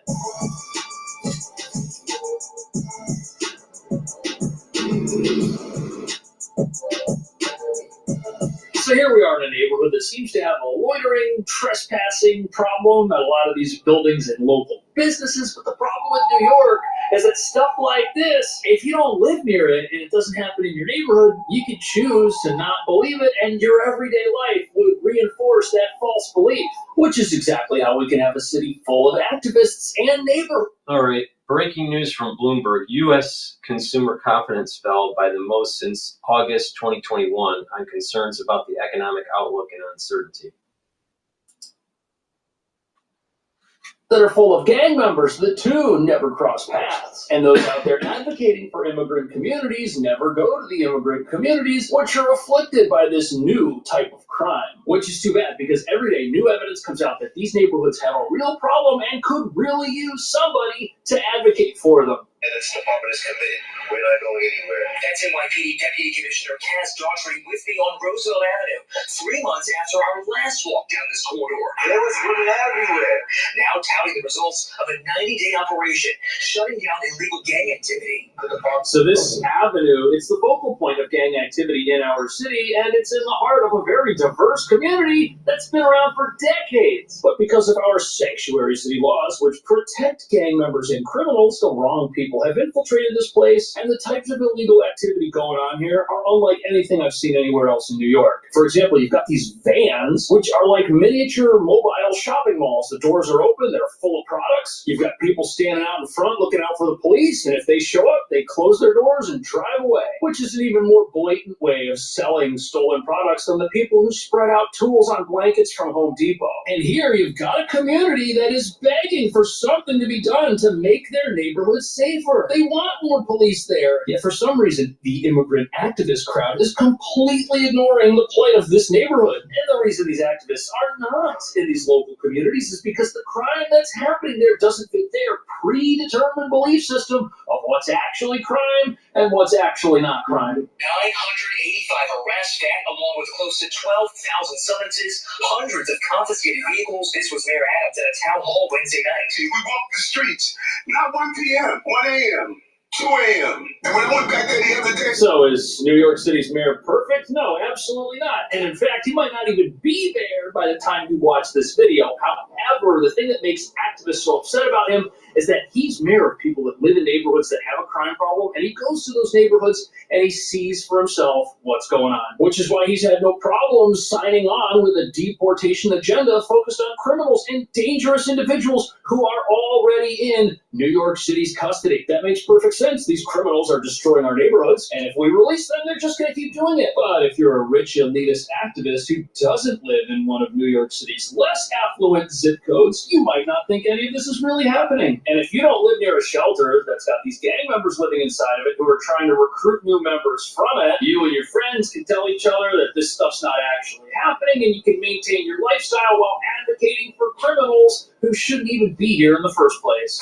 Rosa Sanchez says she still doesn't feel safe after a man chased her daughter last month. I fear walking out of my house in the morning, going to work, and returning. It's really unsafe in this community. So these immigrant advocates, if that's who they say they are, they should be in neighborhoods like this advocating for people who are in a dire situation. But that's not what happened. This local community had to band together and get a hold of the news and get the cameras there and make so much noise that something eventually happened. They were even begging the governor to send in state troopers to do the job. They didn't think the NYPD had the resources to handle. Yet for some reason, we've got all these protesters who are down by City Hall protesting Trump, protesting the mayor. But it's not a real neighborhood where real people have to live within the neglect of our city on a day-to-day basis. With some folks saying they feel unsafe from the moment they leave their homes. And the last thing any community wants is for the gang members who are wrecking it to keep coming back. But that's exactly what's going to happen if these activists have their way. So put a stop to any of this cooperation between our mayor and federal officials who want to keep people safe. And if that happens, they'll just be stopping actual law-abiding immigrants from achieving the American dream by stealing that dream and turning over these areas to criminals who've come here for the express purpose of committing crime while exploiting the people around them, making these gang members and criminals the ones who are really putting immigrant communities at risk. What do you think about that? Is it the right move to allow ICE back into New York City's jails so that they can collect dangerous individuals when they're off the streets and disarmed and in custody where they can't hurt the general public? What would you say to activists who think that this type of law enforcement puts everybody at risk, even if they're not criminals? Let me know. Thanks for watching. I'll see you in the next video. We need to be tough on illegal immigration and stop the funding of these nonprofits like Catholic Charities. Please go to my store, the-studio-reykjavik.com. Get the multivitamin that I have. This is an easy-to-digest multivitamin. You should be taking a multivitamin every day as your daily routine, your daily stack to improve your health. Now, multivitamins and minerals are cofactors for enzymatic activity. So when you fuel your body with the proper multivitamins and minerals, you're going to have better enzymatic activity for your cellular processes. That's really important, especially when you get older. So please go to my store, the-studio-reykjavik.com. Get this multivitamin. It's easy to digest. Add it to your stack.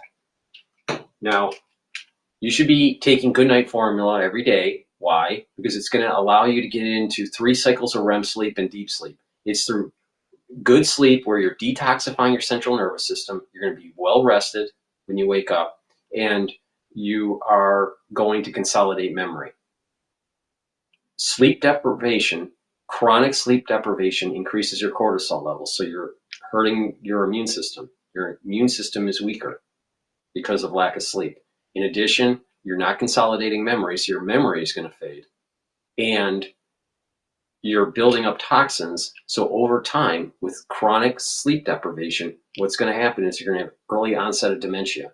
Please go to my store, the-studio-reykjavik.com. Take this every day, and not only that, you're going to be able to be more well-rested, you're detoxifying your body, you're consolidating your memory, and as part of an overall protocol, having good sleep is going to slow down the aging process. All right. So when you get into your geriatric years, you're not going to have some of the problems with early onset of dementia. You're not going to have the problems of that build up toxins in your central nervous system.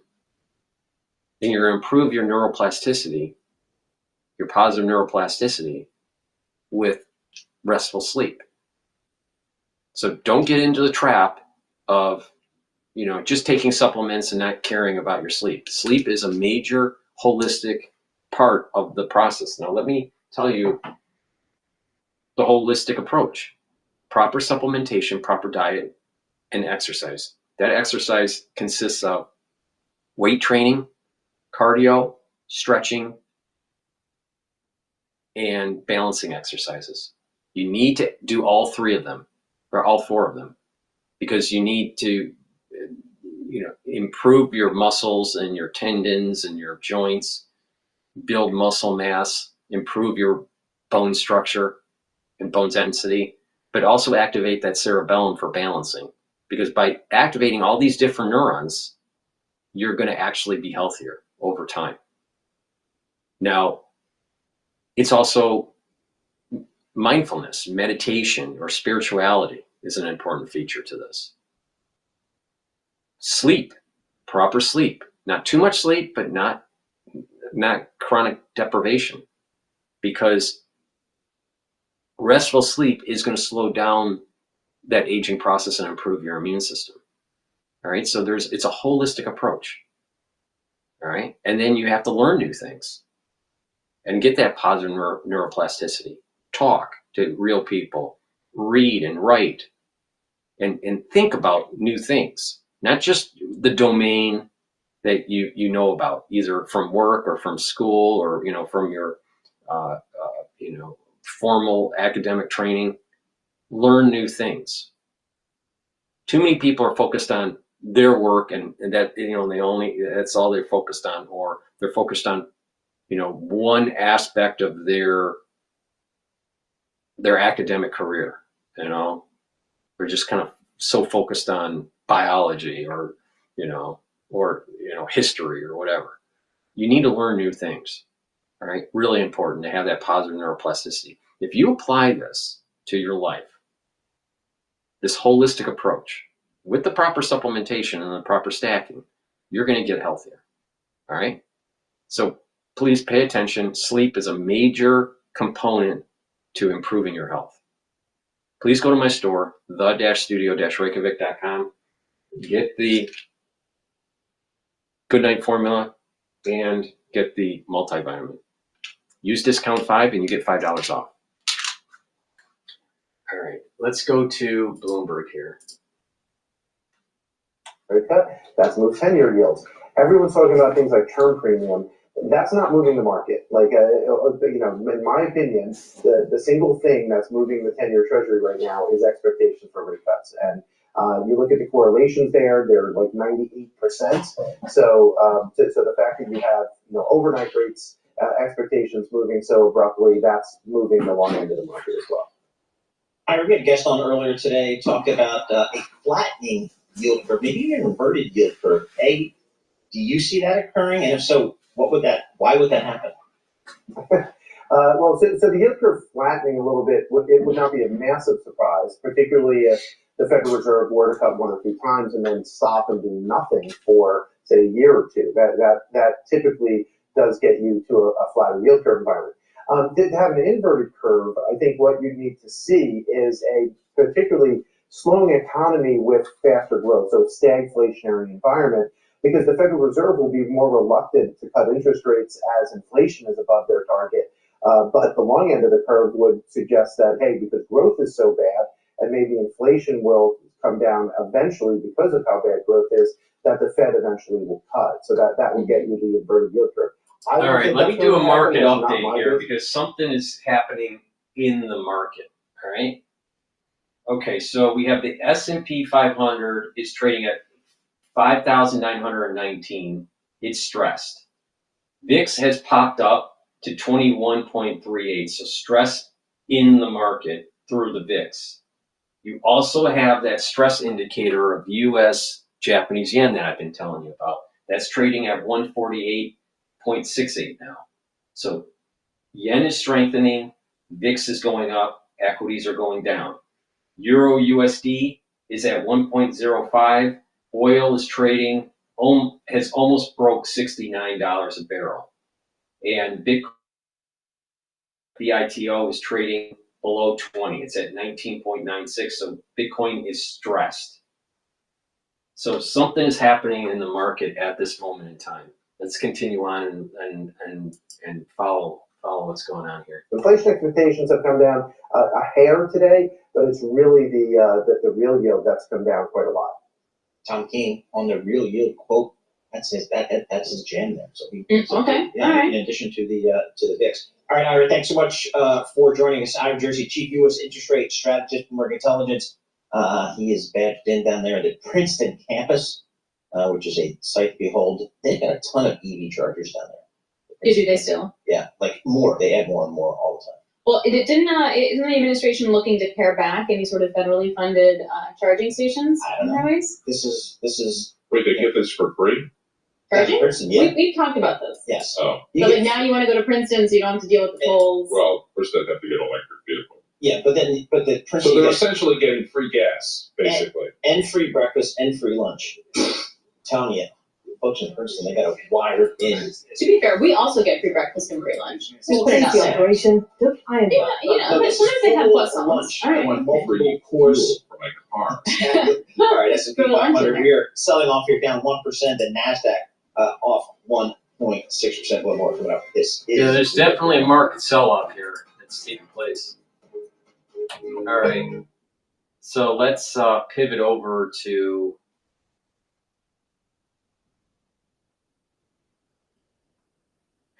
let's go to Mark Levin because we need our blood pressure up.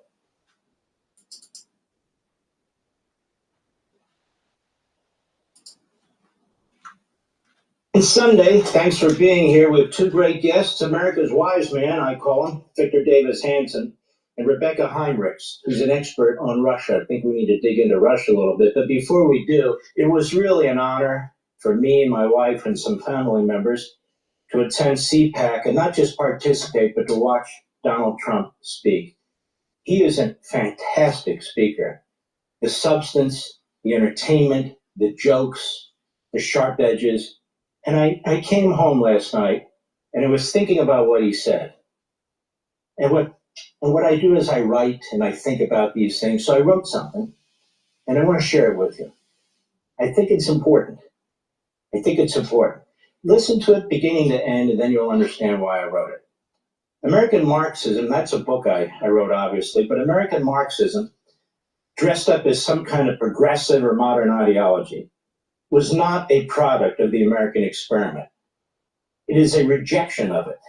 It is a rejection of Judeo-Christian values and principles, a rejection of John Locke and Montesquieu, the most important philosophers to inform the founders and the framers. It is a rejection of the Declaration of Independence, which was and is the most concise statement of America's birth and purpose, and a rejection of the American Constitution, which established a Republican government, not a centralized state, nor a democracy, both of which are preludes to tyranny. And the framers understood that. The ideology of which I speak, self-characterized as progressivism and therefore camouflaged as human progress and advancement, is dark, inhumane, and regressive in every respect. And that's the modern Democrat Party, their media, academia. At its core, it is the fanatical belief that there really is no individuality. There's no individuality. In fact, for an individual to become fully realized, he must surrender himself to the greater good, as defined by a relative few of masterminds. Indeed, the individual can only truly be free and fulfilled by serving the collective, and through this collective, the so-called greater good, the so-called best interest of the larger community, etc. In other words, as an indivisible and invisible, minuscule part of a bigger, indeed immense, centralized design. Now, for us nerds, that's Rousseau, that's Hegel, that's Marx, that's Woodrow Wilson, and today, virtually every political science department in America's colleges and universities. That's how they view the world, for starters. So this requires the abandonment of so-called eternal truths. The notion of natural law and God-given unalienable rights is set forth in our Declaration of Independence. The abandonment of knowledge and science. There are not, for example, two and only two biological sexes.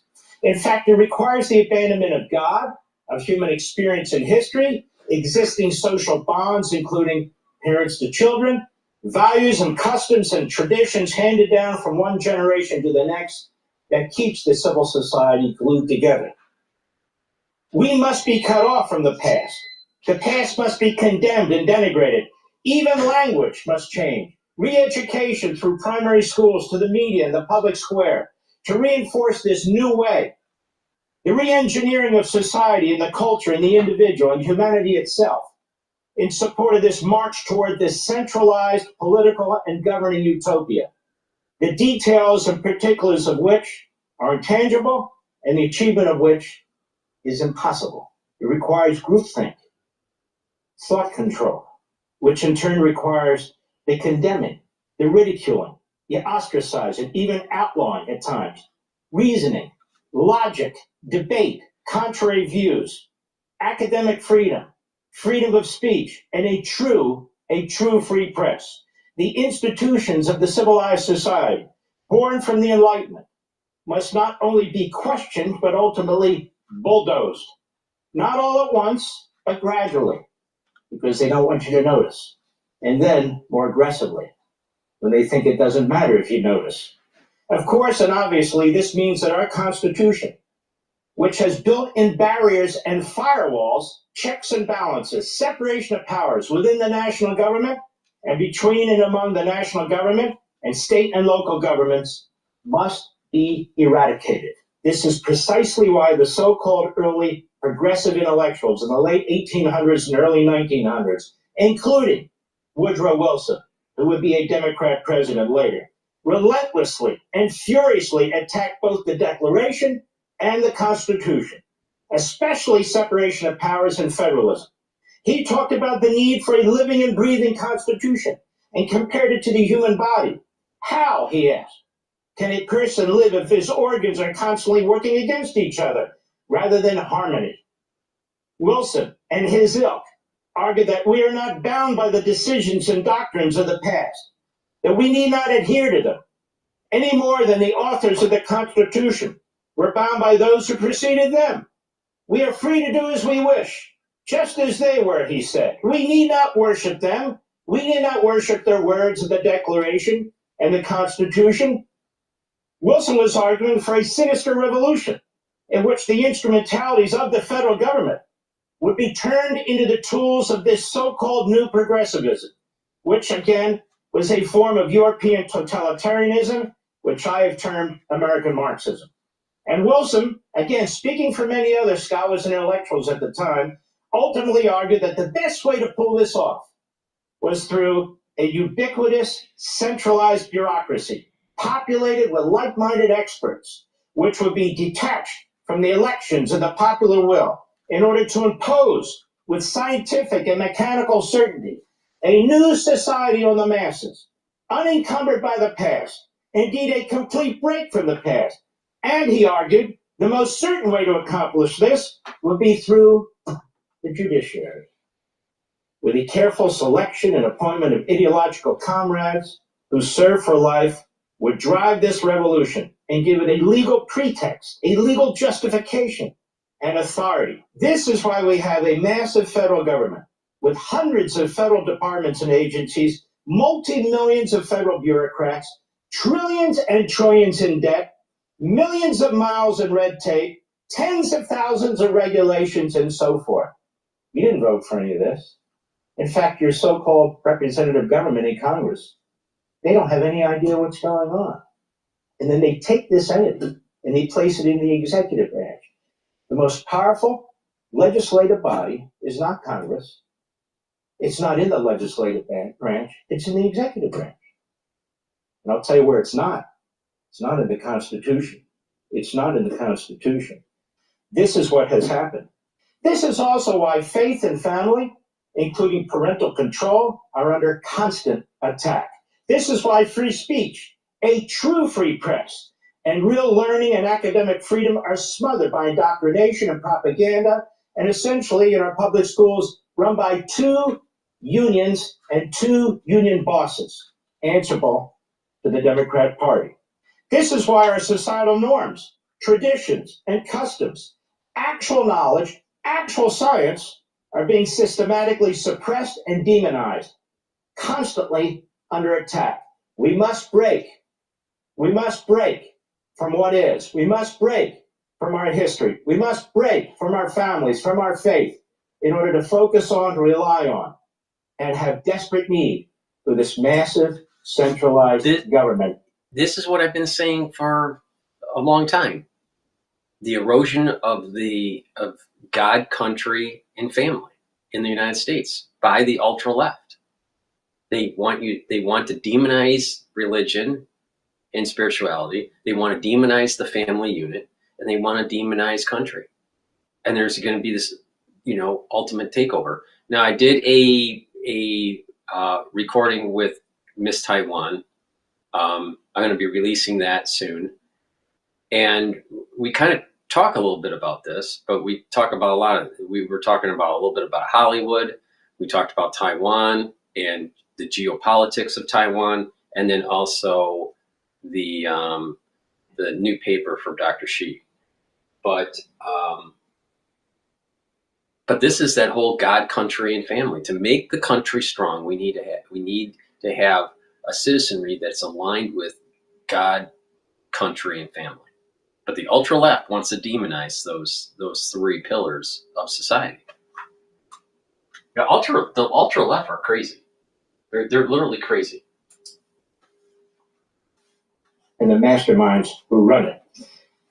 So importantly, this is why the American Marxists, or the self-described progressives, that run the Democrat Party, that run corporate media, that run our colleges and universities, that run the government unions and populate so much of the judiciary, do not care how much fraud, waste, and abuse exists in the federal government, and reject efforts to manage, reduce, and limit the power of this massive bureaucracy and its army of bureaucrats ruling over our lives, we as individual Americans.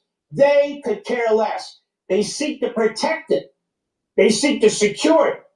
This is why these judges are using their positions, the law, and even the Constitution in such perverse and diabolical ways to undo the results of the November election, your landslide election, and indeed sabotage President Trump, Elon Musk, and those who are fighting to preserve this country, to recalibrate the balance of power and separation of powers, crucial to our liberty and civil society, and breathe life back into our Constitution and our republic. And as a side note, George Washington had a man serving at his side who was foreign born. In fact, he was French. His name was Lafayette. And at least for now, Donald Trump has a man at his side who was foreign born, who's done great things for the country at the direction of Donald Trump. He's called Elon Musk. Now, like autocrats and Marxists abroad, the Democrat Party and its press are and will fight to the bitter end to preserve what they have created over the decades. They have created this monstrosity. They have and will fearmonger and are scaremonger. They will deceive. They will distort. They have and will wave around and cite the very Constitution that they abhor and have worked so hard to dismantle. They will use propaganda and their media platforms, not a real free press, propagandists for them, to accuse those who are honoring, following, and reviving the Constitution, namely President Trump and his administration. They will accuse them of destroying the Constitution and causing, you've heard it, a constitutional crisis. This is what autocratic regimes do, fascist and Marxist. They project onto their opponents who they are, and what they believe. Now, the problem for these people is that they've spent years and years lecturing you and me about the evils of America about the evils of America's founding, about the evils of the Constitution. That's right, written by slaveholders. That it's too old, that it's too white. The evils of our society, the evils of our economic system, the evils of the so-called selfish individual, the overly successful, meaning the wealthy, the racism inherent in merit, and of course, unfixable racism and sexism built into America's DNA. You've heard it all. They have spent years tearing down our country, tearing down our history, tearing down our founders, tearing down we the people. And now they expect us to forget. We don't forget. President Trump will go down in history as a truly great president because he's the first president to take on this sinister counter-revolution that seeks nothing less than to destroy your way of life, to destroy our system of government, to destroy our civil society, to destroy this great nation, and turn it into another failed European-style quasi-Marxist centralized government that lords over us and abuses us. That's the battle that's taking place. It is historic, and it will determine whether we live in freedom or in tyranny, because that's what the Democrat Party, that's what their press, that's what their professors, that's what they stand for. Tyranny. They wish to remake you. They wish to remake this society. They have changed our government. They're undermining our Constitution. That's the modern Democrat Party today. Bernie Sanders, a Marxist. Jamie Raskin, a Marxist. Look at AOC. Look at Tlaib. Look at Omar. Hakeem Jeffries. Research them. Check out who these people are. These aren't people who support the United States of America. These are people who are constantly, endlessly trashing us, ripping us down, while they waive the Constitution, while they talk about the individual, whether they talk about equality and liberty and all the rest. They hate us. Donald Trump loves this country. He's put his life on the line for this country. He's put everything aside to fight for this country. This is a unique time in history. And either we back him to help us survive as a free people, or we're going to lose this country. It's that simple. And I would encourage some of these never-Trumpers, some of whom have been in the conservative movement, not all, some of whom have worked in past Republican administrations, not all. Don't you think it's time to wake the hell up? Don't you think it's time to understand what's going on in this country? Don't you think it's time to help us and help this administration bring life back into our Constitution? If you don't, you know better than the rest.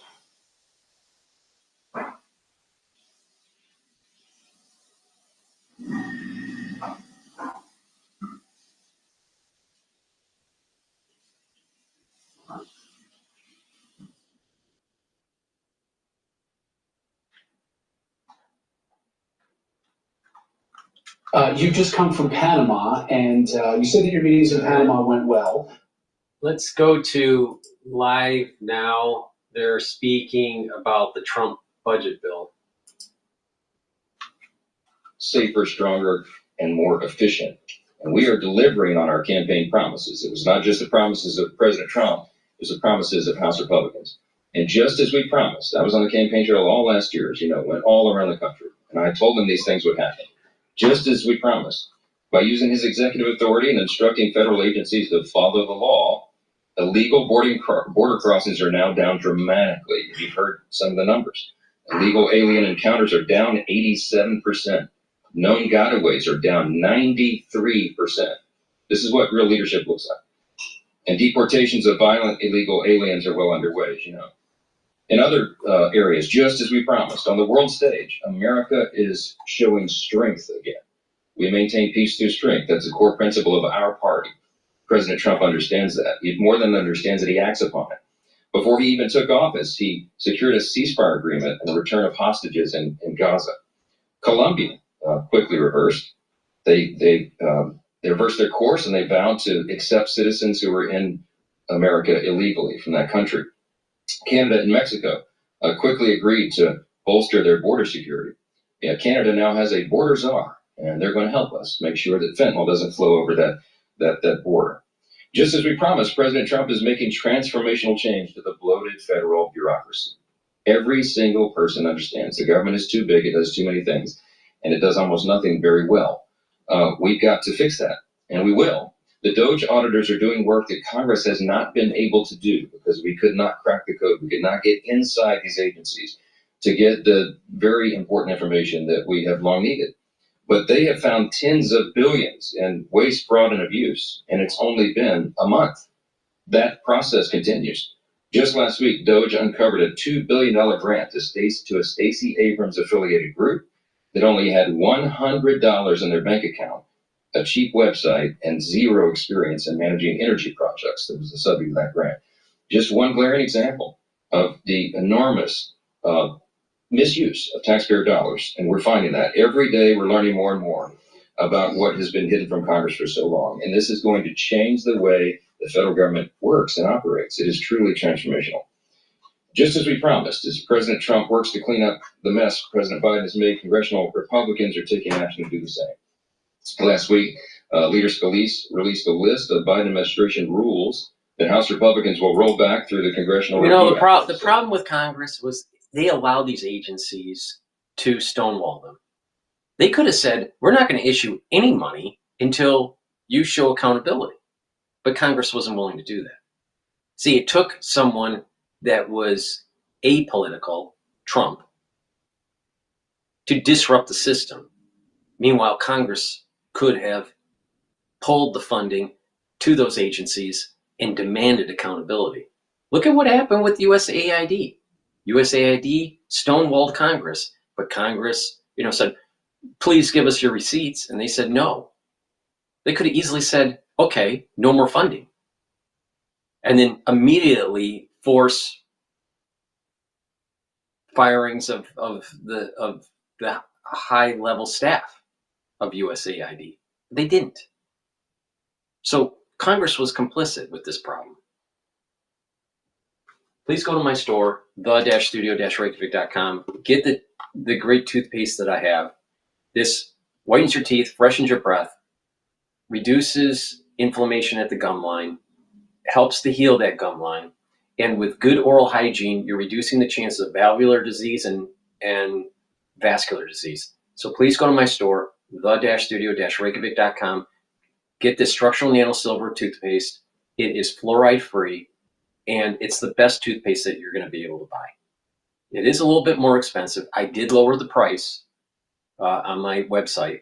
So please go to my store, the-studio-reykjavik.com. Get this structural nano silver toothpaste at the new price, and get a few tubes of this toothpaste for your household.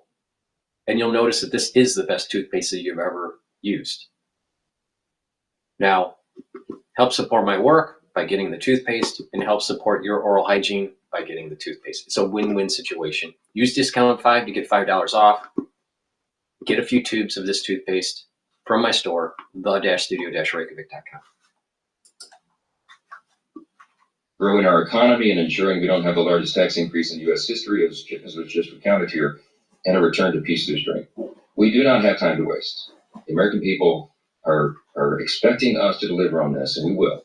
And House Republicans need to unite so we can keep this process moving forward, and I think they all understand that. We're working right now to get everybody on board. I think everybody wants to be on this train and not in front of it.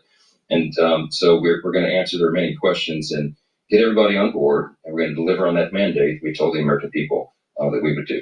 That'll take a couple questions. Okay. You said that this is just the start of the process. Can you say unequivocally that further down the line there won't be any cuts to Medicaid programs? Yeah, so look, let me clarify what we're talking about with Medicaid.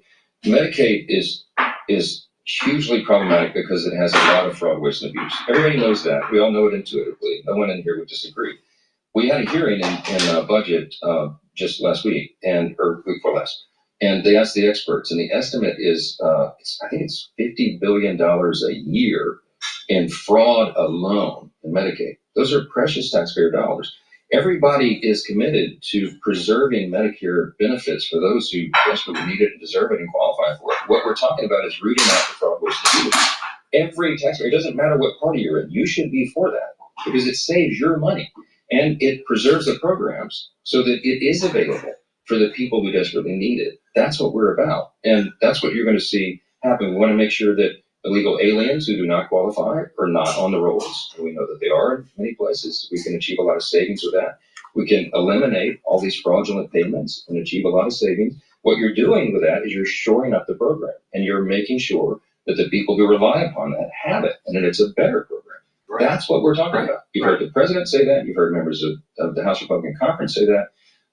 And no one else has said anything else, except the Democrats who have ads out that are lying about the intention here. Because the Democrats just want to create fear in the population and not really pay attention to the corruption that's been going on that Donald Trump is trying to root out. I just explained that. So watch how the process plays out over the coming weeks, and you'll see what we're talking about. Yeah. Mr. Speaker, should Elon Musk allow President Trump's cabinet to make their own decisions on personnel? I'm not going to tell the executive branch how to operate. I've got enough to handle over here in the legislative branch. But I would say that I think the vast majority of the American people understand and applaud and appreciate the DOGE effort, the goal to scale down the size and scope of government. Our party is committed to that as a core principle. We always have been.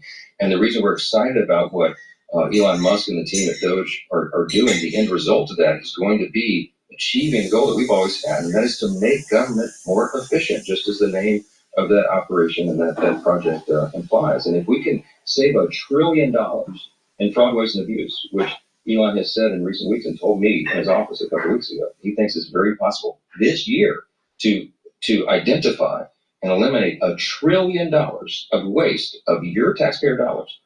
You ought to be standing up and applauding that, and we all do. Yeah. President Trump is long said that he wants to help the dreamers. What is the Republican House will be plan to do that? Will dreamers be part of the budget reconciliation? Yeah, well, you can't do big policy changes in reconciliation. As you know, it's limited to what you do with the budget itself.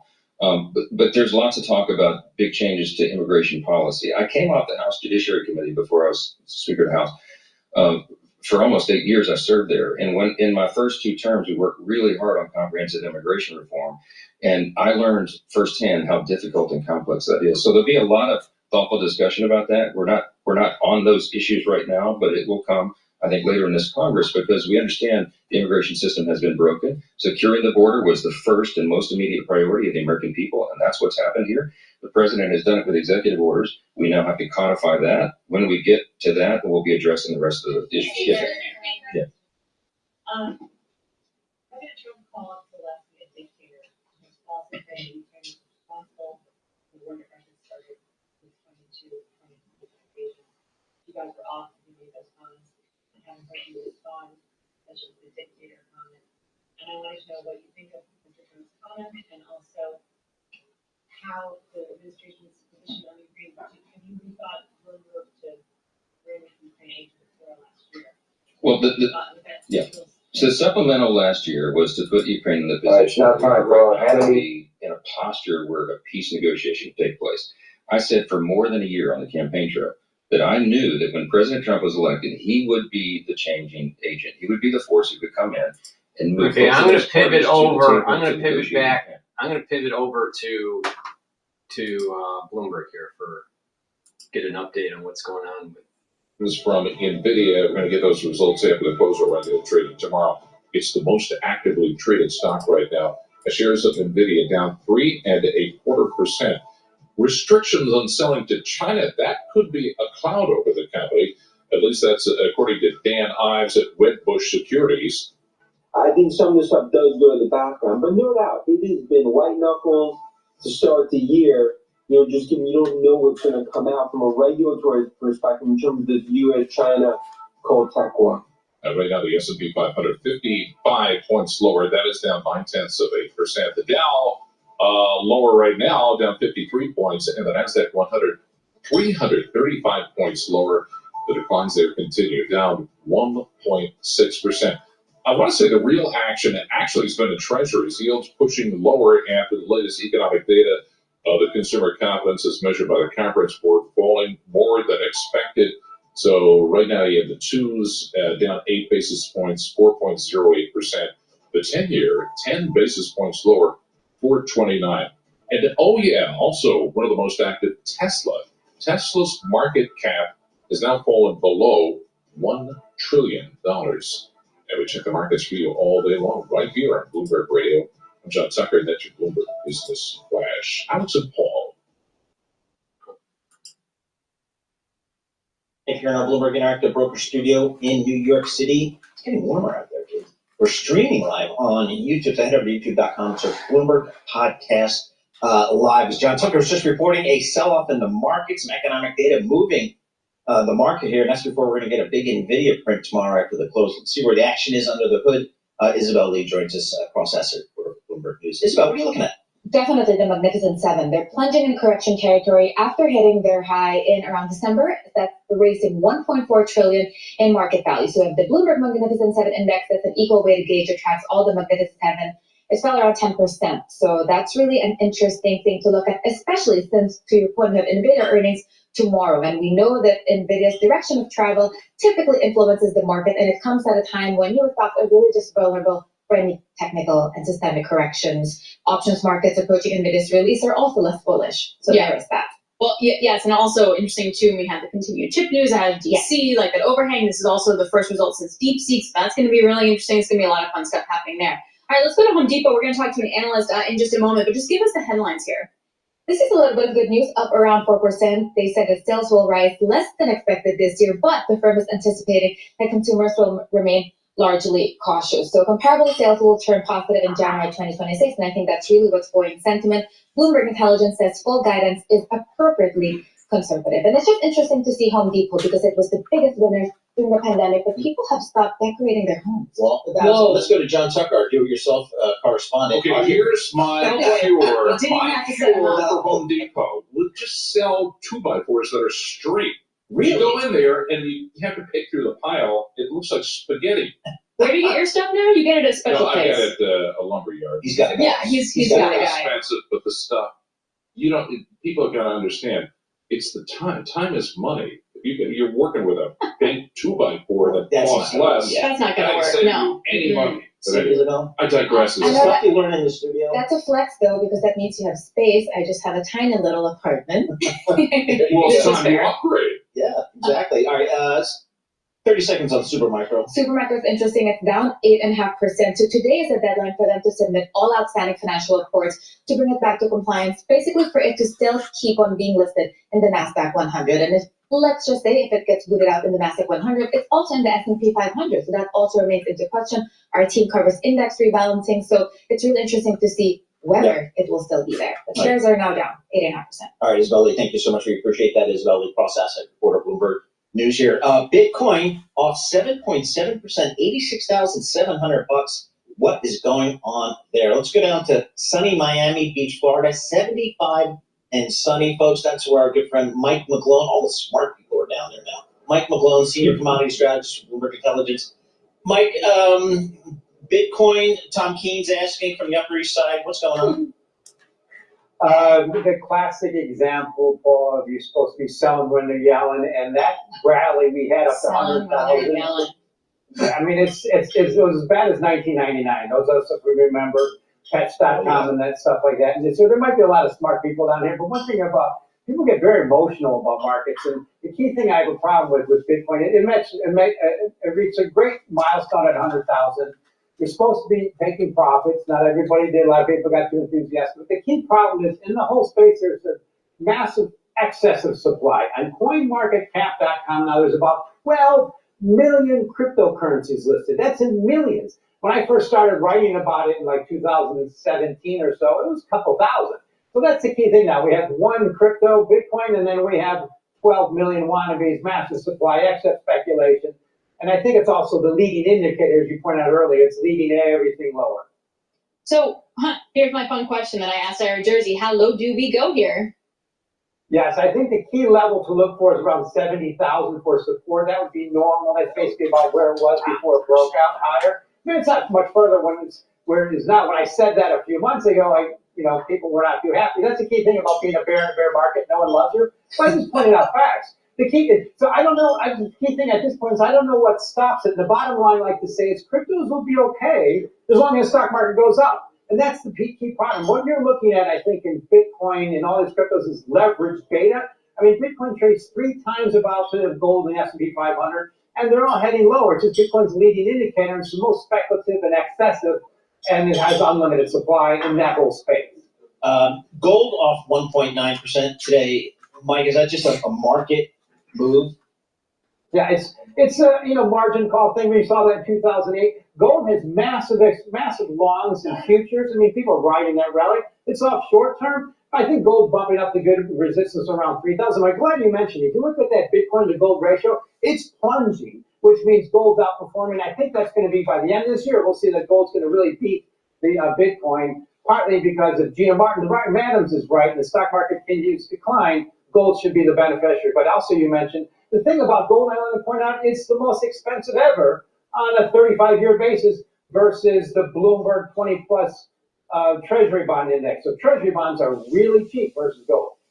So it's totally fair, and you look at indications and it might say the same thing. Why wouldn't Bitcoin be a good diversifier along with gold? That's what really perplexes me about that asset class, because at sometimes it's safe haven, at sometimes it's a risk on, risk off, and it's really hard to gauge what is going to move it when, on what day. Because Bitcoin has a much higher correlation to the stock market and other cryptocurrencies than it does to gold. And the key thing about gold's correlation to the stock market over time is basically zero. And obviously when stocks go down, ours goes down with it. But it's that key correlation. The key thing I want to point out is you look at things like Shiba Inu and Ethereum and Dogecoin. Bitcoin has a much higher correlation to those other cryptos than it does to gold, and has a very high correlation to the stock market. WTI crude oil, we're now solidly below 70 at $68.90. Just a commodity sell-off here? Is there anything particular going on with WTI crude? You don't want to fade Trump. He's got supply. He's got supply and demand in his favor. He wants prices to go lower, and the trend is already heading lower. And the key thing I want to point about crude oil is excess supply in the U.S. and OPEC and declining demand from China. I mean, what's good about the prices for it? The bottom line for crude oil is it probably has to get cheap around $56 a barrel, which is the break-even cost in the U.S., which is normal, what it usually does. And then it might have a little bit of a recovery. But for right now, it's heading down. Copper looks like it's peaked. Crude oil looks like it's peaked. Corn looks like it's peaked. Natural gas is bumping up. It's all commodities. They're just having that problem of elasticity of supply. And just to point out, too, just to add, it's no but this time. This is an and. Iraq is going to see some flows of almost 200,000 barrels of oil get from Kazakhstan. That's been shut for 2 years. So at just the wrong time, you're getting that supply come on, and that's really denting any bullish enthusiasm you might have seen with more Iranian sanctions. Look at me, Mike. I'm adding a and to your statement. Okay, before I let you go, what's up with my coffee?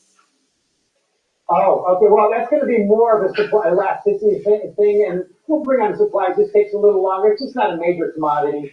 So it's just how much longer it's going to stay up the side. The key thing about coffee and cocoa, there's some in that equator area. So if that weather trickles down to the Corn Belt, that's a problem. But overall, like the Corn Belt, Brazil, soybeans and everything, the supply is pretty good. But overall, it's a bit of an outlier in terms of more normal commodities. The key thing is commodities pumped up way too much in 2022 overall, and now they're still heading lower because of those elasticity forces.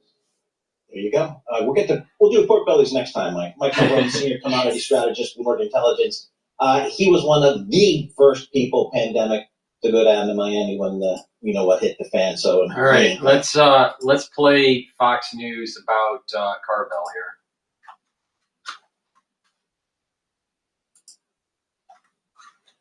Welcome back. White House Press Secretary Caroline Leavitt is with us. The AP deal is a big deal to me, and this, frankly, you have reconfigured that room quite a bit, and you've invited in bloggers and invited in other media that traditionally have not been there. But I would go back and say that most of the mainstream legacy media, they were wrong on Pfizer, they were wrong on Russia, they were wrong on the case in New York, they were wrong on pretty much everything involving Donald Trump, and they never corrected themselves, did they? Mm-hmm. They never did, Sean, and the winning continues here at the White House every day. Today, a federal judge right here in Washington, D.C., denied the Associated Press's emergency request for a temporary restraining order to restore their privilege of returning to the White House press pool. And the judge's denial of the Associated Press's request reinforces what I said from the podium last week and what President Trump has been saying. Covering the American presidency in the most intimate and limited spaces in this White House, in the Oval Office, on the Air Force One, is a privilege. It is not a legal right. And we want all voices to have that opportunity, and that's why we've expanded the James S. Brady Briefing Room to invite truly legitimate, independent journalists, podcasters, and other media types into that room to cover this president with honesty and accuracy and with real mindfulness of what the American people actually care about. I also want to thank you tonight, Sean, for fact-checking James Carville for the lies that he pushed on your program last week. Unfortunately, James represents the deranged and out-of-touch Democrat Party who continue to deny the reality that this country loves Donald Trump. And in fact, President Trump is enjoying his highest approval rating from the American people than he ever has, despite the years of lies, smears, and witch hunts by the Democrat Party. The Harvard-Harris poll today is incredible. When you look issue by issue, the vast majority of the American people support what President Trump is doing. You showed it. 81% of the American people support deporting illegal migrant criminals from our nation's communities. 77% of Americans support a full audit into the waste and fraud that this federal government has been spending their tax dollars on. And that is the exact mission of DOGE. So these numbers, these approval ratings are what you get when you have a president who actually does what he promised he was going to do. And that's why the Democrats are facing their worst, lowest approval rating since 2018. Not even 40% of the American public supports the current Democrat Party. President Trump will continue to abide by the will of the American people who elected him to this big, beautiful White House behind me. And we are restoring common sense to our great country. You know, I just showed this audience Harvard-Harris and where they stand on DOGE and cutting back wasteful spending. I showed CBS. All weekend long, if you look at CBS, they're not even looking at their own poll. The New York Times, USA Today, MSDNC, The Washington Post, CNN, fake news, Huffington Post, Newsweek, they all had some version. GOP lawmaker confronted by constituents angry with the Trump-Musk cuts. It is contradicted, Caroline, by their own polls. And we're not talking about 55%, 78, 80% of the American people don't want they don't want their money spent this way, and they don't want their children and grandchildren robbed this way. And this is what Democrats call a constitutional crisis, and this is what the media falsely reports on. It's difficult to penetrate through that wall of, you know, frankly, propaganda and lies. Mm-hmm.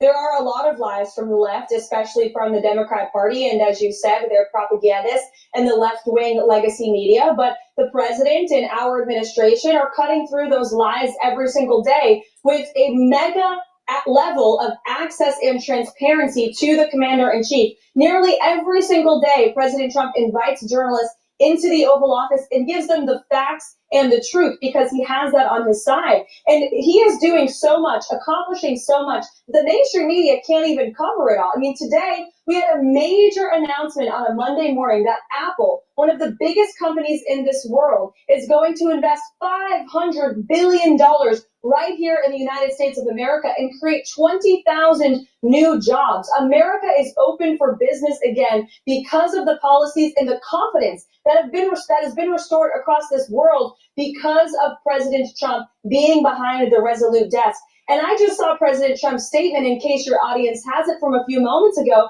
He says our country is doing very well, and he was just thinking about the company that was shooed away and canceled by the Biden administration who wanted to build the Keystone XL pipeline. He is inviting them back. We want the Keystone XL pipeline built. He wants a pipeline built in the Northeast, in New England, where I am from, where we have some of the highest electricity and utility rates in the country. This is a president who is constantly thinking about how he can help the American people, innovating and pushing groundbreaking ideas on every single issue. And that's, again, why the vast majority of Americans are seeing through the mainstream media and the Democrat Party's lies, because they are seeing real results come from this administration every single day. Last question. How quickly do you think or anticipate the president will meet with President Zelensky and President Putin? We expect those meetings to take place very soon, especially the meeting with President Zelensky. And as the president expressed today, he wants the critical minerals and rare earths deal signed. It is going to recoup American tax dollars for the hundreds of billions of dollars that we have paid for Ukraine's national defense. He expects President Zelensky to sign that deal. It's only right considering what the American taxpayers have done for Ukraine. If it were not for the American people, Ukraine wouldn't be a country anymore. President Trump knows that, and he's getting the American people what they deserve. Well, and also will help them and to have our partnership and us on the ground. That's right. Helping them, that'll give them money to rebuild their country, which is a disaster right now. And the killing does have to end. Caroline Levitt, we appreciated the White House briefing with Caroline. All righty. I thought that was going to be more focused on Carville. It wasn't. So let me see if I can find that while we pivot over to now the Democrats are speaking about Trump's agenda. Does this make the cost of living more affordable for them? We are going to see families who have a loved one in a nursing home have to figure out the future for their elderly parent or grandparent because Medicaid cuts will impact them. Will that make their lives better or more affordable? When community hospitals close, when community clinics close, will that make people's lives better or more affordable? Absolutely not. And there will also be an impact on local economies. We have data that shows for every dollar spent on SNAP, that means $1.50. That means it impacts the local economy by $1.50. By removing the support that the American people look to us to guarantee, we are not just going to hurt everyday Americans. We're going to hurt economies around the country. I found the video. Americans want us. I found the video where Carville says that Trump regime will collapse. This was published 1 day ago. Started, the collapse is coming. Let it collapse, because it's going to. I want to have this very serious conversation. It's controversial. It's February. I think it's a little bit late. I think it's early March this year.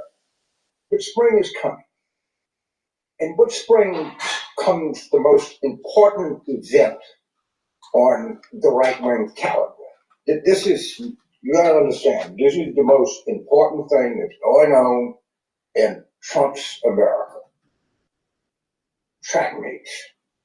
You heard me right. They actually have something they used to call, I think they still do, relay carnivals. And you never know what's going to happen on a track meet. You never know who's going to be running there. All right? And you got to stop and think about who's competing, particularly in girl sports. Because you never know. And this is the number one issue in America is not Vladimir Putin is running over Ukraine, getting ready to try to run over Western Europe. Number one issue in America is not that Warren Buffett and Walmart said strap in, we're coming in with some bad economic times. The number one issue in America is not that people need affordable health care or need to have retirement security, or young people need opportunity, or women have to be treated with dignity and have access to first-class health care. No. The number one issue, who is running in the girls' 400 meter at the state track meet? And you and I we may not think about this, but boy, let me tell you, they do. And I think what they should do, and I'm going to give my right-wing friends a little advice on how to deal with it, you need to establish in right-wing America, with the full backing of Fox News, with the full backing of the House Republican caucus, with the full backing of RNC, extra governmental agency called the Department of Gender Verification. Now, where are you going to recruit people to do this? I tell you that you can start with CPAC. In my opinion, they probably have a. You know, the thing is, Trump's number one issue isn't the whole gender fluidity and biological men playing in female sports. That's not the number one issue for Trump. He's talking in hyperbole. Trump is literally, and he's not willing to say it, Trump is literally attacking so many different problems in society, domestically and also internationally, all at the same time. And it's like 4 presidents in one. He is extremely active. It's hard to keep up with it. And so he's saying the number one issue is just men playing in girls' sports. No, that's not the number one issue on Trump's agenda. But he is saying that we got to stop this whole gender, fluidity issue. I mean, I'm not even going to continue playing Carville because he's just horseshit. It's not even rational. He's not even rational. I mean, literally, yesterday there was speeches with Macron talking about ramping down the war in Ukraine. Obviously, that's not, girls' sports is the number one issue. I mean, Carville is not even focused on what is really happening. It's almost like the Democratic Party is is not even seeing reality. They have their own little virtual reality going on. Now, the thing is that Carville, at the end of the election of 2024, or the general election, Carville was right to say, hey, Democrats, you lost because of the way that you focus on your issues.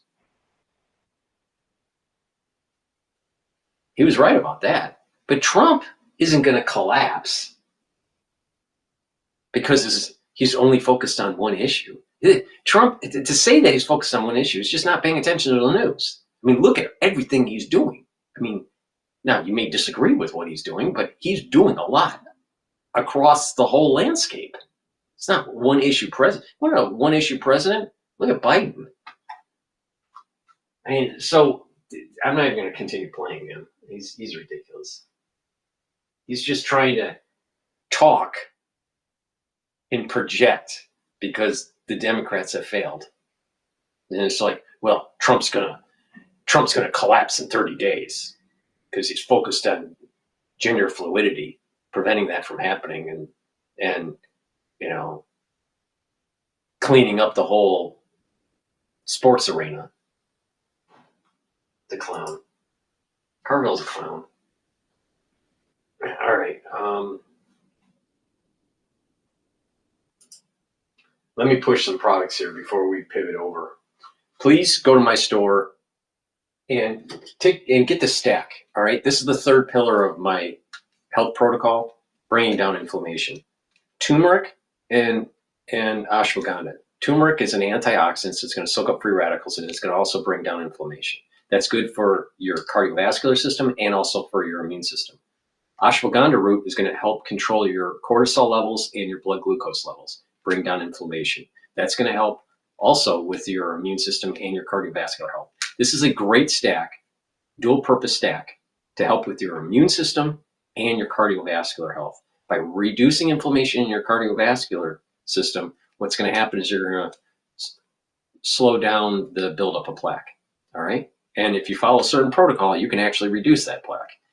Please go to my store and get the turmeric and the ashwagandha as a great stack. Now, to further enhance this stack, also take it with lignans. Lignans is a powder. You mix it with soft foods or with filtered water, a smoothie, however you want to take it. You get a small scooper, take one small scooper a day. And this lignans will bring down inflammation and soak up free radicals, help with your immune system and your endocrine system. you get the most benefit when you mix it with, when you take it with ashwagandha, turmeric, and lignans as a stack, bringing down that inflammation. Really important. Use discount 5 and you get $5 off. So please go to my store, the-studio-reykjavik.com, and get this stack, or look at some of the other stacks that I have that have built up in anti-aging boxes and longevity boxes based on your particular needs and particular price point. So please go to my store, the-studio-reykjavik.com. All right.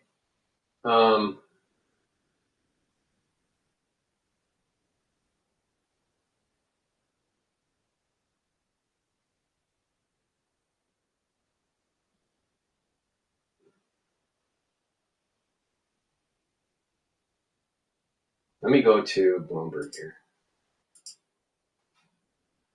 Consumer, and I'm kind of a picky, I like really high quality stuff, but I don't want to pay a lot for it. And Wendy's kind of fits that profile in many ways. First of all, they skew to a higher income buyer than a lot of the other chains. So that's something that I like. And I also like that in any sort of consumer oriented pick, because as I think there was news out yesterday, maybe by Bloomberg, that the top 10% is spending more than they ever have. And they spend on things like hamburgers, right? So we like that. We like their salad. In the summertime, they got a lot of traffic away from Panera, again, because it's a value option and it's convenient. So that's kind of my view. I don't want to own a whole lot of them. I want to own companies that are poised to beat the competition. How about on the cost side, the cost of beef? I know that's been an issue for everybody. Beef is, and here's the problem: they're fresh, not frozen, so they're buying from America. They don't really have the luxury that a lot of the other burger chains who are buying from South America and Australia. So that is an issue, and that's something that we're all going to have to suffer through for a little while here. But hey, I hear there are these things called tariffs. I don't know. Yes. Truth. Hey, Kim, always good to catch up. Appreciate you, Kim Forrest over at Boca Capital Partners. Thank you very much. All right, back to the market and sort of what led the latest decline within the equity market and the rally in the bond market is that consumer confidence data that came out. Mike McKee, international economics and policy correspondent, joins us here in studio. Mike, can you walk us through? I mean, we were already selling off in the equity market. We were already rallying in the bond market, but this was like kind of throwing water on a fire? No. Yes. Ashes on a fire, Gasoline. wood on a fire, Gasoline. gasoline. There we go. Fire. I mean, we sold off on Friday because consumer sentiment in the Michigan survey was bad. This is 2 in a row, and that's a little bit scary because it's not just that there's been a little bit of a decline. There's been a big decline in both of them. This is the biggest decline since 2021 for the conference board number, and the expectations index is now at 72.9. That's the first time it's been below 80, which they say is a recession sign since June of 2024. And the reason it did then was when Joe Biden was dropping out of the race and everything was kind of crazy. So this is overall a pretty terrible report. The jobs numbers in the report suggest that people are losing confidence in their ability to get jobs and the number of jobs that will be available in the future and their potential income going forward. And all signs that you could see a pullback. Now, it's well known that people's spending habits don't necessarily follow the confidence figures that come out, but it is something for people to worry about. All right, so we've got potentially a confidence issue, potentially a growth, I guess, question mark that maybe it's a little bit bigger than it's been recently. And then on Friday, we're going to get some inflation data here. What do you expect to see here? I'm looking at the consensus. Doesn't seem to be any pickup in inflation in terms of the consensus forecast. It's going to be the interesting thing because the CPI this past month was not good, and PPI also added to those feelings. But the way the PCE is constructed, the inflation gauge coming out on Friday, that is what the Fed follows, it's probably going to show a little bit of softness, and it's going to come down a core to 2.6 from 2.8. Those aren't record lows, but it is progress in the right direction, which is what the Fed is looking for. At the same time, the Michigan inflation numbers have gone up both for significantly for the 1 year number and also for the 5 to 10 year number. And then today, while the conference board numbers aren't considered as reliable because people seem to pick numbers really weirdly, they also went up. People now think that inflation over the next year is going to be 6%. Now, that's a little bit high comparatively, but it does show that people are thinking that inflation is going to get worse. Well, if I were an economic advisor to President Trump, I might be saying, can you tone it down on the tariff talk a little bit? Because I think that's starting to come into the numbers if you look at some of the survey data. But isn't that the Republicans are not even really showing, maybe a little bit of confidence decline, but it's mostly in Democrats and independents. Well, true. We don't have a partisan breakdown in the conference board numbers. And this is a quote from them. There was a sharp increase in the mentions of trade and tariffs back to a level unseen since 2019 when the president was voting on tariffs. Most notably, comments on the current administration and its policies dominated the responses. So that appears to be sort of from both sides. And it is obviously something that people are worried about. So we need to keep an eye on that. Break-evens have gone up a little bit in the markets, but the market sell-offs we've seen have been limited. I mean, they are going down, but they're not falling out of bed. So whether the president wants to pull back or not, his comments have all been full speed ahead. Yeah, absolutely. All right, Michael McKay, thank you so much. We appreciate that. Michael McKay does all the economic stuff for Bloomberg Television and Radio, joining us here. I want to go to France 24, but before I do that, I might even go to Jen Psaki on MSNBC. But before I do that, please go to my store, the-studio-reykjavik.com, and get the structural nano silver gels. I have it in the tube form or in the quick dispenser form. It's a dual purpose product. It's a skincare. You can put it on your skin every day and then exfoliate later in the day to improve your skin. You can use it to heal a wound. It'll heal the wound quicker because it's keeping it clean. If someone's sick around you, put it on your hands, around your nose, around your eyes, around your ears, around your mouth, lightly coat your nostrils. It stays active for 5.5 hours. You can also use it as an aftershave. So guys, after you shave, put it on your face and it'll soothe that shave. Women, if you're shaving your legs, use this structural nano silver and put it on your legs after you shave. It'll reduce razor burn and heal the skin. So please go to my store, the-studio-reykjavik.com. Get these great high quality dual purpose products. Use discount 5 and get $5 off.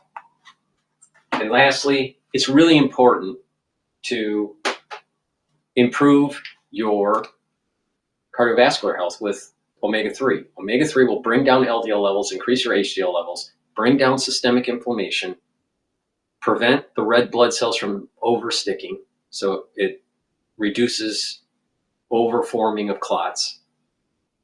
And it's a great way to improve your cardiovascular health. By reducing LDL and by bringing down inflammation, you're reducing the chance of oxidized LDL building up new plaque.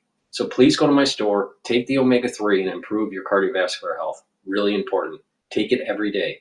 Please go to my store, the-studio-reykjavik.com, and get the omega-3. All right, let's go to MSNBC first.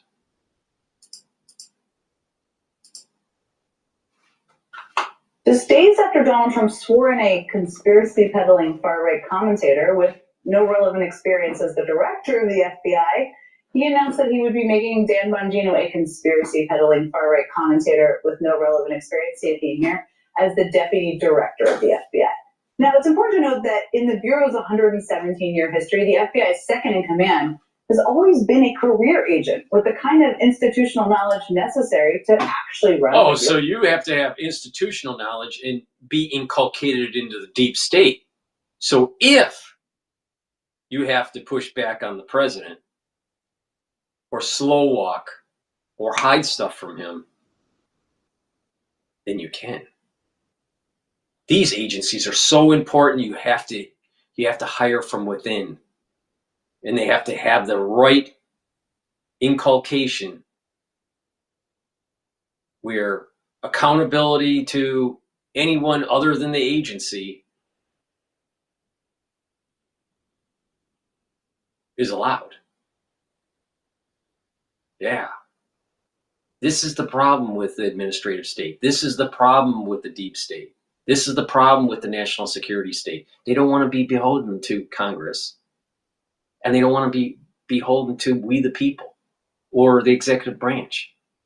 They want their own serfdom, their own power with no accountability. And they always ask for more power when there's an emergency that takes place. These emergency powers that never get trimmed back.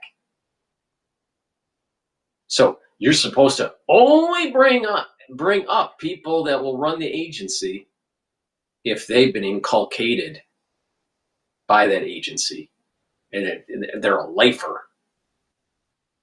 No, you can't have anyone new with new thinking and maybe with the idea of shrinking their budget, making them more accountable and more efficient. No, we can't do that.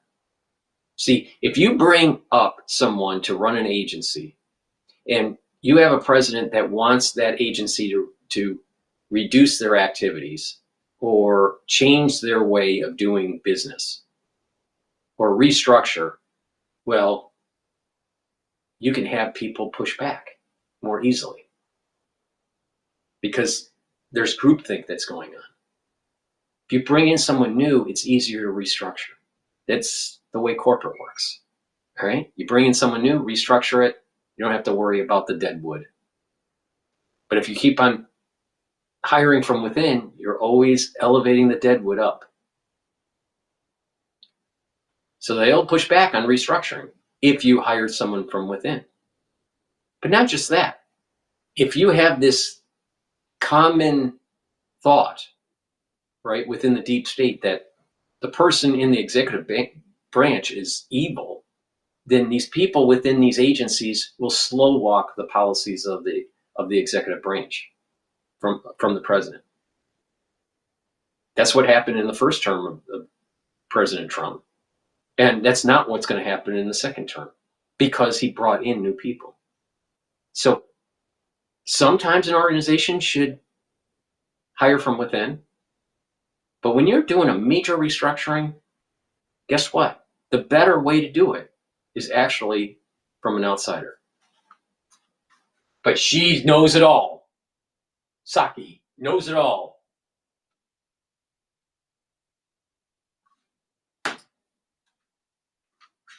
Operations, which makes total sense. The last full-time deputy director, Paula Bate, had logged 25 years with the Bureau before being appointed to the position. Before him, Deputy Director David Bowditch had 23 years at the Bureau under his belt. Before him, Deputy Director Andrew McCabe had 20 years of experience. And before him, Deputy Director... But isn't that what the problem with the deep state is? Do you have too many people so focused with that particular agency? And what happens is they get compromised and captured, or they know how to manipulate the system and slow walk policies from the president. It's obvious that the national security state, FBI, CIA, NSA, and all the other alphabet agencies are running amok. They're running rogue.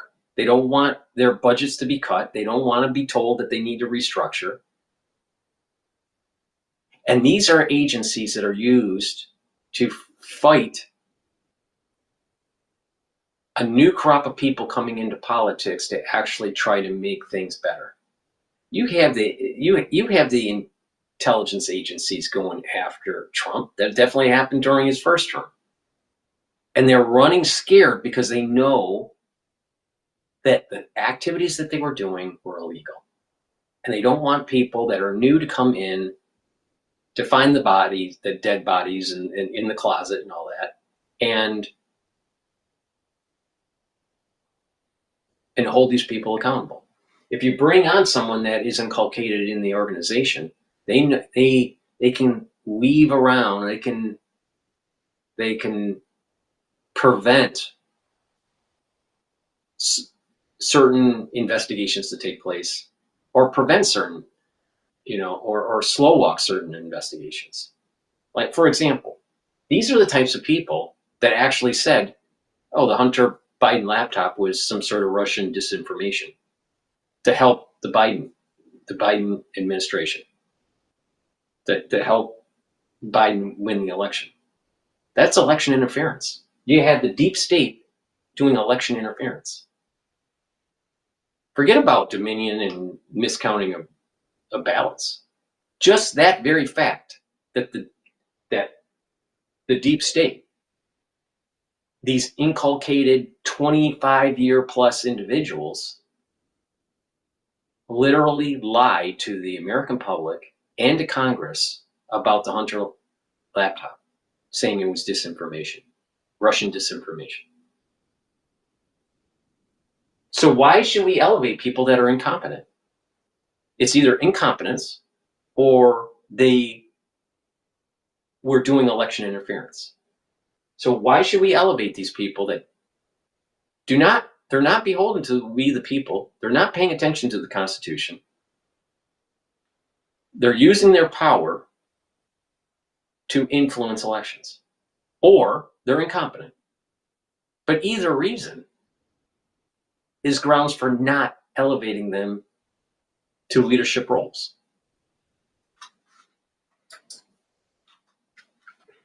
Mark Giuliano with 25 years of experience in the job. That's what he came in with.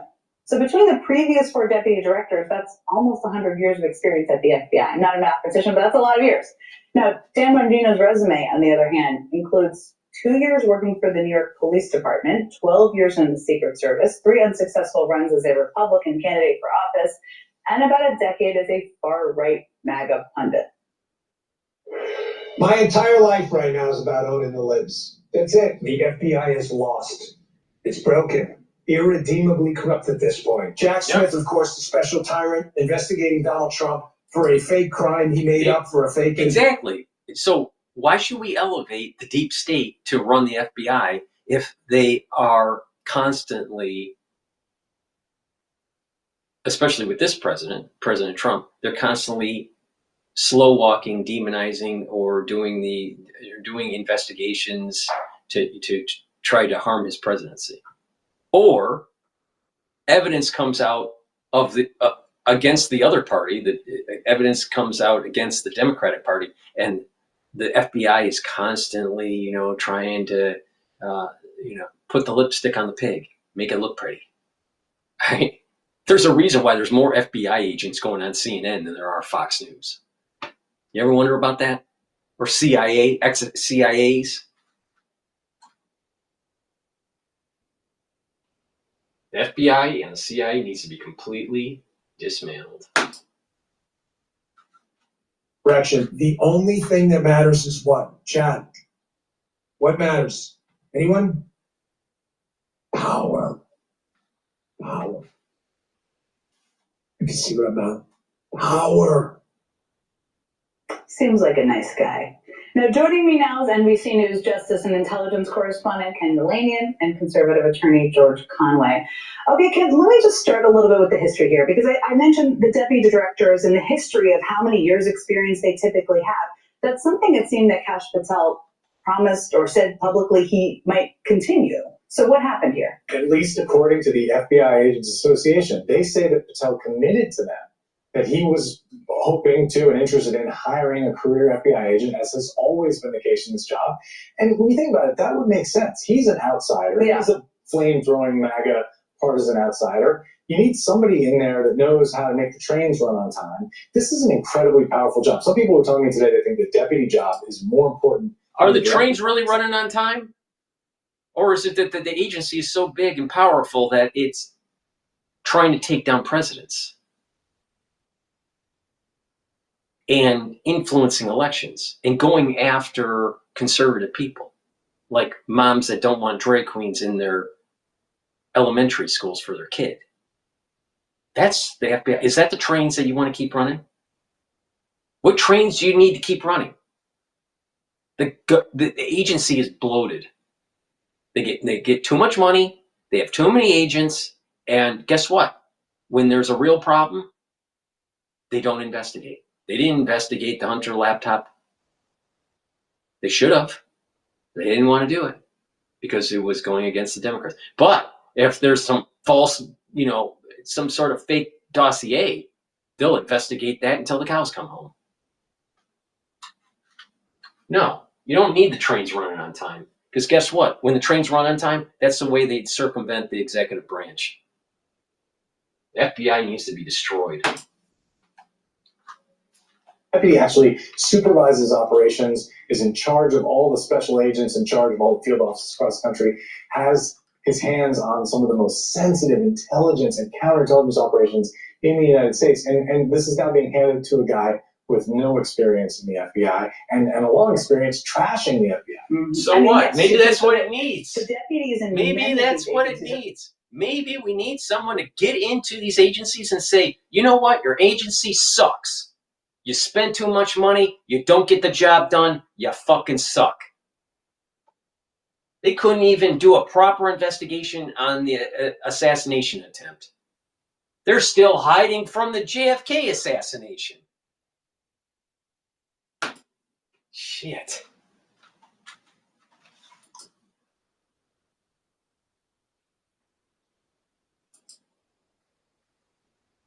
The runs who run the day-to-day, thousands and tens of thousands of employees. They do a lot of the work. No offense to the people at the top. George, let me ask, today Trump's post announcing Bongino, he added to his resume that he's I'm just going to get this quote for you. You're going to love it. You probably saw it. One of the most successful podcasters in the country.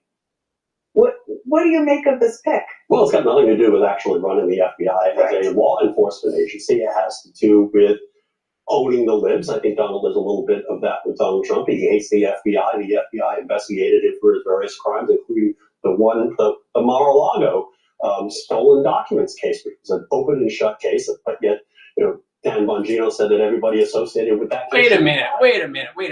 He can declassify any document he wants because he's president of the United States. He can do that. It's not illegal what he did. But what about the raid, the FBI raid that was on Roger Stone? What about the FBI not looking into the Hunter laptop? What about the FBI pushing ahead this fake dossier with P-Gate? I mean, come on, man. If you got to be a dumbass or you really just like reality distortion, all right, to believe that the FBI wasn't going after Trump to prevent him from becoming president again. Amazing. So it's really about revenge. It's about owning his enemies.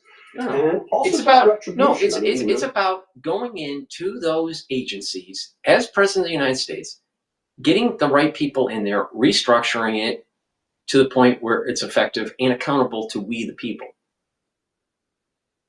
It needs to be there. They need to do a major demolition. They need to demolish it and then rebuild, and that includes the CIA. Both of them are fucked up.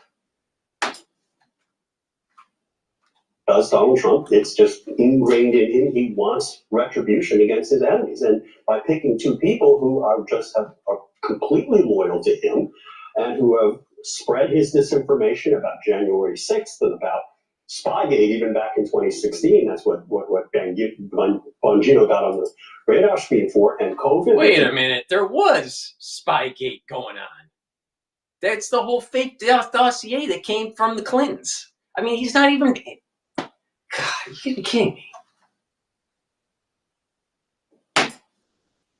It demonized Trump. That's all he is. I mean, all this stuff, it's just these are the two perfect people to run an FBI that's controlled by a president who's a criminal.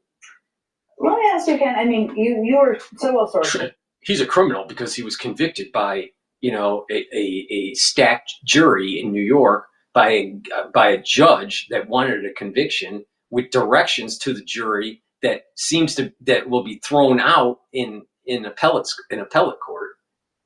court, I mean. And it was about porn star payments. He's a convicted felon for paying a porn star as a legal expense. I mean, like, really, that's exactly what that's what he's saying.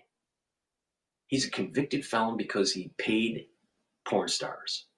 He paid a porn star multiple payments as a legal expense through Cohen, his lawyer.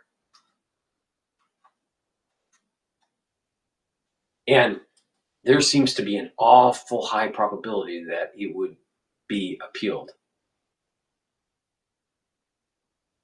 And that conviction would be overturned in the appeals process. Than the FBI. I assume, but you tell me, that after Kash Patel was nominated and confirmed, there was this hope that they'd have somebody who was one of their own, right? As the deputy, that who could run things and help maybe serve as a protective layer. What has the reaction been? It's been shock and horror. Because where's the protective layer on for we the people from the national security state?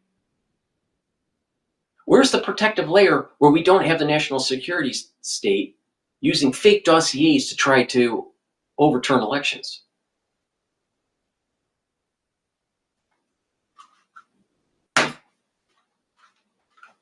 Look, as controversial as Kash Patel is, if you put a career agent in there as the deputy, then he can explain, no, sir, that's illegal. We can't do it that way. We have to follow the rules and the law. Now you have two bomb-throwing MAGA outsiders. And look, here are some of the things that Dan Bongino has said. Dan Bongino said that the FBI It makes lied 0 2 sense. months ago when they said... It makes 0 sense because Patel is a lawyer. He knows what the law is and what he can do.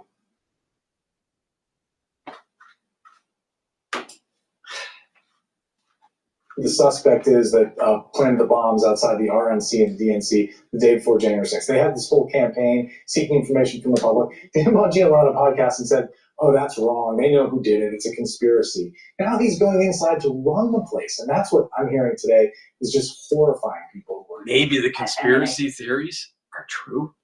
You ever think about that? Maybe the national security state is running amok for decades.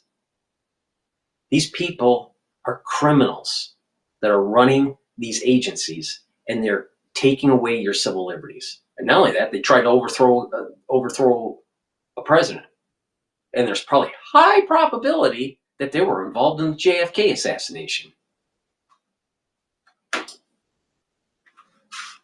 Some of these people have been there for decades. Let me ask you, George, one of the questions I get asked a lot, I mean, just when you're in a train station, is like, what are the guardrails? What can be done to stop this? I mean, I think there are a lot of people who might be on a political enemies list, who might be targeted, just who are concerned about what they could do with their power. What are the legal guardrails here to stop the two of them from... The legal guardrail ultimately would be the courts. Where were the legal guardrails from an out-of-control national security state, especially post 9/11? Where was the guardrails, Jen?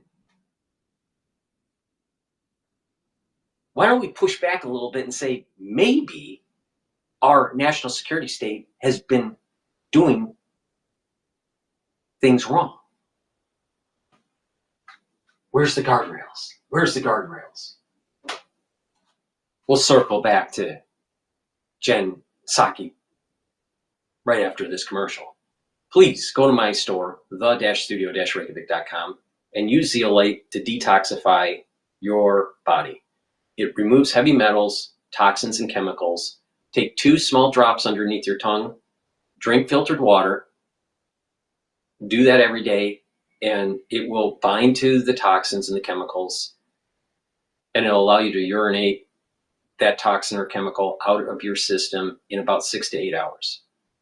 Some people prefer to do a heavier detox once or twice a year. To do that, do 4 or 5 drops underneath your tongue. Drink the filtered water. Do that every day until the bottle is done, and do that once or twice a year. Very simple. Please go to my store, the-studio-reykjavik.com. Get the Zeolite, detoxify your body on a regular basis, and what you're going to notice is that your immune system and your endocrine system will perform better. Make sure you drink filtered water, and make sure that you reduce your exposure to processed foods. Another great multi-purpose supplement that I have is olive leaf extract. This helps with your immune system and your cardiovascular health. Olive leaf extract will bring down inflammation and also bring down LDL levels and increase your HDL levels, so your total cholesterol is improved. So by bringing down inflammation and improving your total cholesterol, you're reducing plaque formation. By bringing down inflammation, you're also improving your immune system. Please go to my store, the-studio-reykjavik.com, get this olive leaf extract, use discount 5 on any order, and you get $5 off. Get a bunch of supplements, stack them, and improve your health. But it's a holistic approach. It's not just about supplementation. It's about proper diet, exercise, sleep, learning new things, stretching, balancing exercises. Please go to my store, the-studio-reykjavik.com. All right, we're circling back to Jen. Yeah, because if they want to bring punitive prosecutions against people, they still have to prove crimes beyond a reasonable doubt. But at the end of the day, in terms of just the mismanagement of the agency, when 38,000 people work for this agency and the 2 people at the top don't know anything about how it works, and they've lost a number of people at the top levels already. So it's just, I don't know what the remedy is other than you could take someone that is not familiar with that organization, and as long as they have good managerial skills and through delegation, they can run that organization more smoothly than someone that was homegrown from that organization and moved up the ranks for years. Because what happens is, the key is that they have to have good organizational management, have good leadership skills and delegate authority. All right. But the thing is that also hold accountability. You can delegate, but also hold them accountable to their tasks. It's not that hard. This is not rocket science. But they want you to believe that you have to have a deep stater running the FBI, because the FBI is a major linchpin to be able to slow walk the executive branch's orders. And the other party, the Democratic Party, can use the FBI to try to go after their political enemies. The FBI was weaponized, for sure, by the Democratic Party. we're stuck with them, and it's not great. I would say one thing though, another guardrail are the people that work there that will follow the rules and the law. This is a rule-based organization. They're not going to just start investigating people without predication. So based on the rules that they hid the laptop and didn't want to investigate it, and that caused election interference in 2020. They didn't follow the law. Someone said, "Hey, there's a laptop with some, really bad stuff on it. You need to investigate it, and it's involving Hunter Biden." Oh, no. That's Russian disinformation. But they're such a law-abiding institution. If they're such a law-abiding institution, why were they weaponized against conservatives? Especially families that didn't want these crazy transgender woke policies in primary school.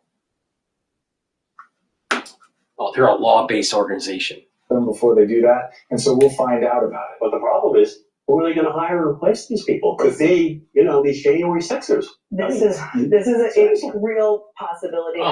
These January 6ers. These January 6ers.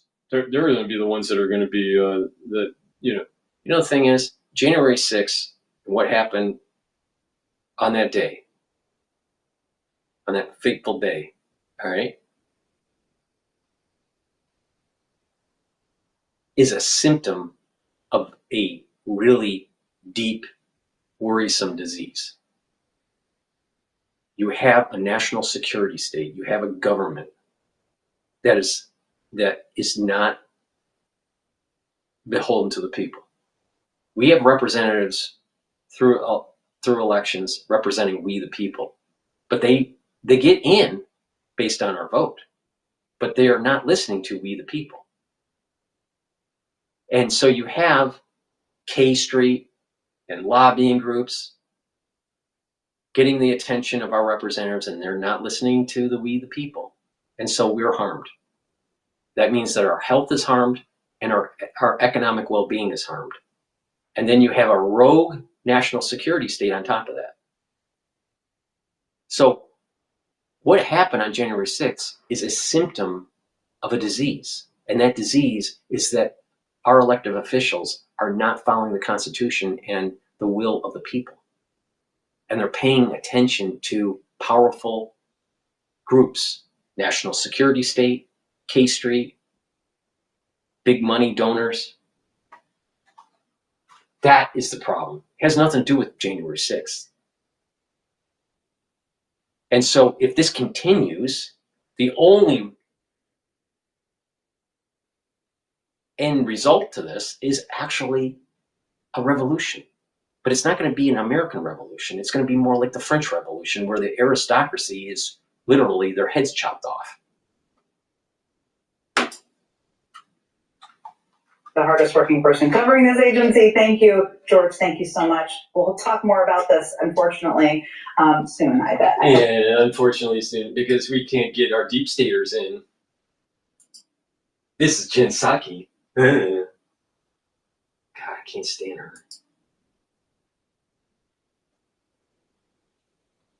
All right.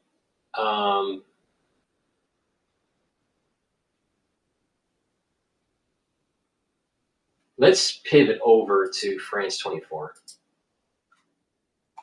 A conference breaking up with a final statement that says that the military has the monopoly of power. Yes, exactly. Special workshops were held during all the day with around 600 people today. And the final statement stated that the National Army and maintaining serious unity, it emphasized maintaining serious unity and rejecting division, building a national army. And the most important thing is that today the new authorities will consider any armed formations outside the law. This is a major issue for Syrians, especially in cities outside of Damascus or in other cities, not just in Damascus, especially with the presence of criminals or with suspicious activities from other armed groups. So it's a very important point that insists on the seriousness of the new authorities and that the power they will have on all Syrian regions. And already there's pushback from the Kurdish administration in the north.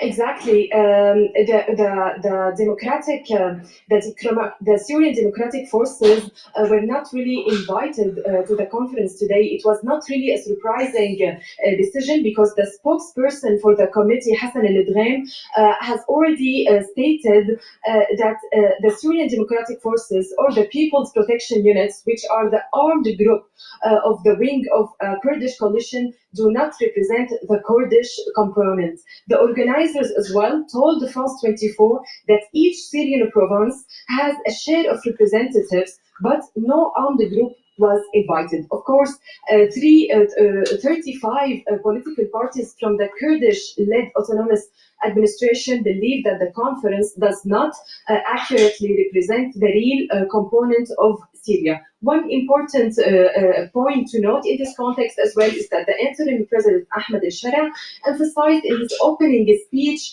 the state's monopoly on weapons. Dana Albo's reporting live from Damascus. Many thanks for that update. Ahead of Keir Starmer's trip to Washington, the UK Prime Minister announcing a boost in defense spending from 2.5% of GDP to 3%. Starmer saying it will come at the expense of an aid budget that will be shaved. Britain's coffers are empty these days. We must find courage in our history, courage in who we are as a nation, because courage is what our own era now demands of us. So starting today, I can announce this government will begin the biggest sustained increase in defence spending since the end of the Cold War. We will deliver our commitment to spend 2.5% of GDP on defence, but we will bring it forward so we reach that level in 2027. Keir Starmer speaking ahead of a trip to Washington where he'll have his work cut out. What we saw Donald Trump on Monday rebuked by Emmanuel Macron. The pushback wasn't enough, though, over at UN headquarters in New York, where not once, but twice, the U.S. voted the same as Russia against European allies on motions concerning Ukraine. Matthew Mary Cabochet has the story. The United States and its longtime European allies engaged in a showdown in the United Nations on Monday. In the General Assembly, Ukraine introduced a resolution demanding Russian withdrawal and for accountability for Russia's war crimes. In favor, 93, against 18, abstention 65. European nations largely supported the resolution, which was unsurprisingly rejected by Russia. In a diplomatic rift, the United States also voted no. Instead, the U.S. put forth its own resolution calling for peace, which did not condemn the invasion or even mention Russia at all. The General Assembly passed this measure as well, but only after European nations marked it up, calling out Russia as an invading aggressor. In the end, the U.S. abstained on its own resolution. Undeterred, the United States resubmitted its Russia-free resolution to the Security Council. Our draft resolution is elegant in its simplicity, a symbolic, simple first step toward peace. This time, the United States was victorious. Again, European nations tried to amend the resolution to call out Russia, but were foiled when Russia used its veto power to block their attempts. Rather than return the move and veto the resolution altogether, France and the United Kingdom stood down and abstained. France calls for a global, just, and lasting peace, and certainly not for the capitulation of those facing aggression. The United Nations has not seen such a consequential split between the United States and Europe since the war in Iraq, when countries like France and Germany loudly protested the American invasion. And for more, we're joined by Robert Parsons, our Chief International Affairs Editor. Rob, you saw that clip at the end there of 2003. Of course, at the time, France voted against invading Iraq, but there were other European allies. There was a split among European allies of the United States. Here, it was virtually unanimous among the big players. And so this is a bigger rift in a way? It is a bigger rift, but, it's difficult to know quite how much to read into it, because the last thing that the European members of the UN want at this moment is a split, formalized split with the United States. Hence the abstention instead of... Hence the abstentions, hence Emmanuel Macron's visit to Washington on Monday, hence Keir Starmer's visit on Thursday. They're trying to keep on board, they're trying to influence him from within, trying to keep close to him so that their views aren't brushed aside. And what we're hearing from the Americans is not complete outright rejection of the European position, but an attempt to try and persuade them that what they're doing isn't a contradiction of what they want, but it's really just a dose of reality. How do you get peace in Europe? For the last 3 years, there have been successive attempts to get resolutions, through the United Nations Security Council. Each one of them has failed because of Russia's veto. So how do you get a resolution that goes through the Security Council and which at the same time promotes peace? The answer, they say, is to do this. The answer is to do this, and I presume that those that are employing that kind of language are the U.S. Secretary of State. Yeah, absolutely. And the U.S.'s ambassador to the United Nations answers to the State Department. But is he a player, Marco Rubio? When you saw that last week in Riyadh, he wasn't there at the negotiating table with he was there rather, but there wasn't the sense that he was the main player in that conversation with Sergei Lavrov. Yeah, I mean, really very difficult to judge on that, Francois.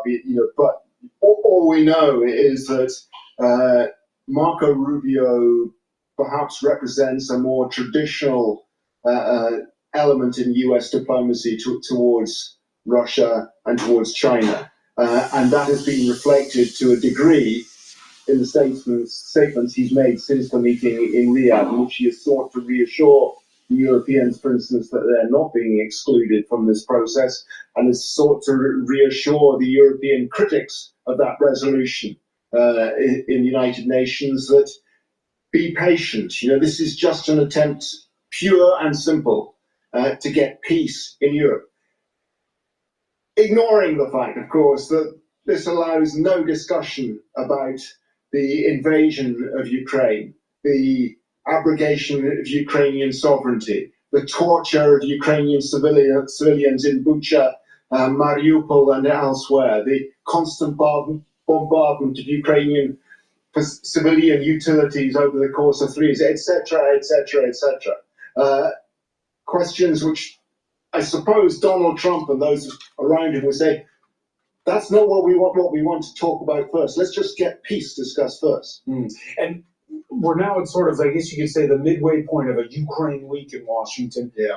We had Emmanuel Macron on Monday. We're going to have Keir Starmer on Thursday. Starmer, who's clearly, as you say, trying to onboard Donald Trump by making this announcement of speeding up an increase in defense spending. Reviews are in. How do you think it's going at halftime of this European charm offensive? Your guess is as good as mine, I think, or anybody else's, for that matter, on this. When you're dealing with Donald Trump, always referred to as mercurial, because he'll say one thing to you one day and something completely different the next. It's very difficult to judge where he is, except if you're talking about the general direction that he's moving in, and from the point of view of the Europeans and the point of view of Ukraine, clearly it's a very negative one. It's on its editorial pages, the Daily Telegraph, calling Macron a bit of a poodle. Well, I think the verdict is out on what Emmanuel Macron achieved. It was a pretty fine line he had to walk, and he tried to be critical where he could be of what Donald Trump was saying, coming back on him on the issue of whether the European Union was giving loans or grants to Ukraine, for instance. But he knows he can't afford to antagonize Trump. He has to try and keep on board with him at the same time as nudging him in the direction he wants him to move. The verdict is out, but I do think that Macron achieved something, that it wasn't negative, the meeting he had with Trump, that it was the mood was positive, and there's something there for Keir Starmer to build on. I don't think Starmer has quite that same relationship with Trump that Macron has.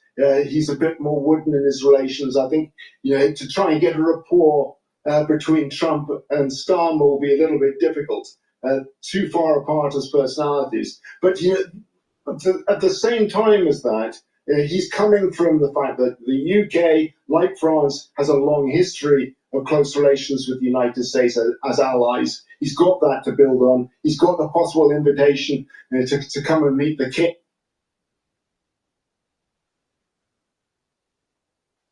Trump adores 2029. All right, we'll see how it plays out. Many thanks, Robert Harris. Please go to my store, the-studio-reykjavik.com. Get the nattokinase. It's the-studio-reykjavik.com. Nattokinase is fibrinolytic, so it's going to break up clots, but it also helps bring down LDL levels and increase your HDL levels, so it's going to improve your total cholesterol. Very important to help with your cardiovascular health. And you can stack it with K2 and D3 to enhance that cardiovascular health. D3 and K2 mixed together will help to prevent the buildup of the calcium around plaque. If you follow my cardiovascular protocol, the longevity cardiovascular box, you can actually shrink plaque that has formed over time if you follow that protocol through for a year. But to reduce plaque formation, take the D3, the K2, and it works great with the nattokinase. Also, D3 and K2, when you take calcium supplements or drink milk and do resistance training, you are helping to build up more bone density. So D3 and K2 has a dual purpose stack. helps with your cardiovascular health, but also your bone health. And nattokinase is a great stack to enhance the cardiovascular health. So please go to my store, the-studio-reykjavik.com. Get the K2, the D3, and the nattokinase. Use discount 5 and you get $5 off. All right, want to go to Bloomberg here. We'll bring in Bloomberg Intelligence Senior Policy Analyst Nathan Dean coming up next. All right, they shifted over. So let's go to MSNBC. I found another video about the Carville comment. Mentioned Democratic strategist James Carville. He's out with a bold prediction, saying that the Trump administration and Republican lawmakers will suffer a massive collapse in 30 days. Let's take a look. What I've said very publicly, Democrats need to play possum. This whole thing is collapsing. It doesn't need Elizabeth Warren and somebody screaming to pacify some progressive advocacy groups in Washington. Which, by the way, I wish these people were just useless. They're actually worse than useless, that they're detrimental. And they never, ever learn to shut up. And so, Dan, this is what I believe. I believe that this administration, in less than 30 days, in the midst of a massive collapse, and particularly a collapse in public opinion, it's going to be easy pickings here in 6 weeks. Just lay back. So you literally think 30 days to 6 weeks, the Trump administration is effectively going to collapse in terms of public support? Well, it's collapsing right now. We're in the midst of a collapse. This is the lowest approval, not even close, that any president has ever had at a comparable time. Again, that's the approvable fact. So they're not going to be able to get a debt extension. That's pretty clear. I don't think they're going to be able to pass reconciliation, but I'm not sure. But they're going to have to go to Hakeem. And that is going to be the equivalent of stacking arms. It's over. He also said that Harris was going to win, and that didn't happen. I think that Carville is literally losing his mind. That is certainly pronouncement. That's only one view of it. Again, going back to White World News, Alpern also quotes from Heather Cox Richardson's newsletter, her quote of Timothy Snyder, who's a scholar on authoritarianism, who said, "Something is shifting. They are still breaking things and stealing things, and they will keep trying to break and steal, but the propaganda magic around the oligarchical coup is fading. Nervous Musk, nervous Trump." And the point is, not that necessarily everything's going to be over. I swear, watching MSNBC, you're literally watching state news coming out of North Korea. Collapse in 30 days.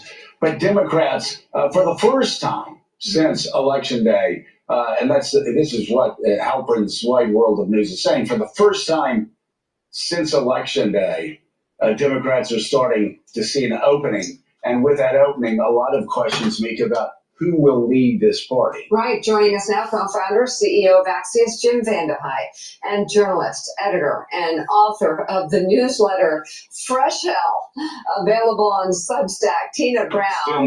I love it. Still my favorite topic for a newsletter. The BBC's Katty Kay is still with us as well. She's the host of the Rest is Politics podcast, which is amazing as well. Yeah. So, Jim Vandehei, you've actually written about, Axios has actually written about this, which is there's sort of different camps that we have right now for leaders who want to take charge of the Democratic Party and lead the fight against Republicans and Donald Trump. Talk about that.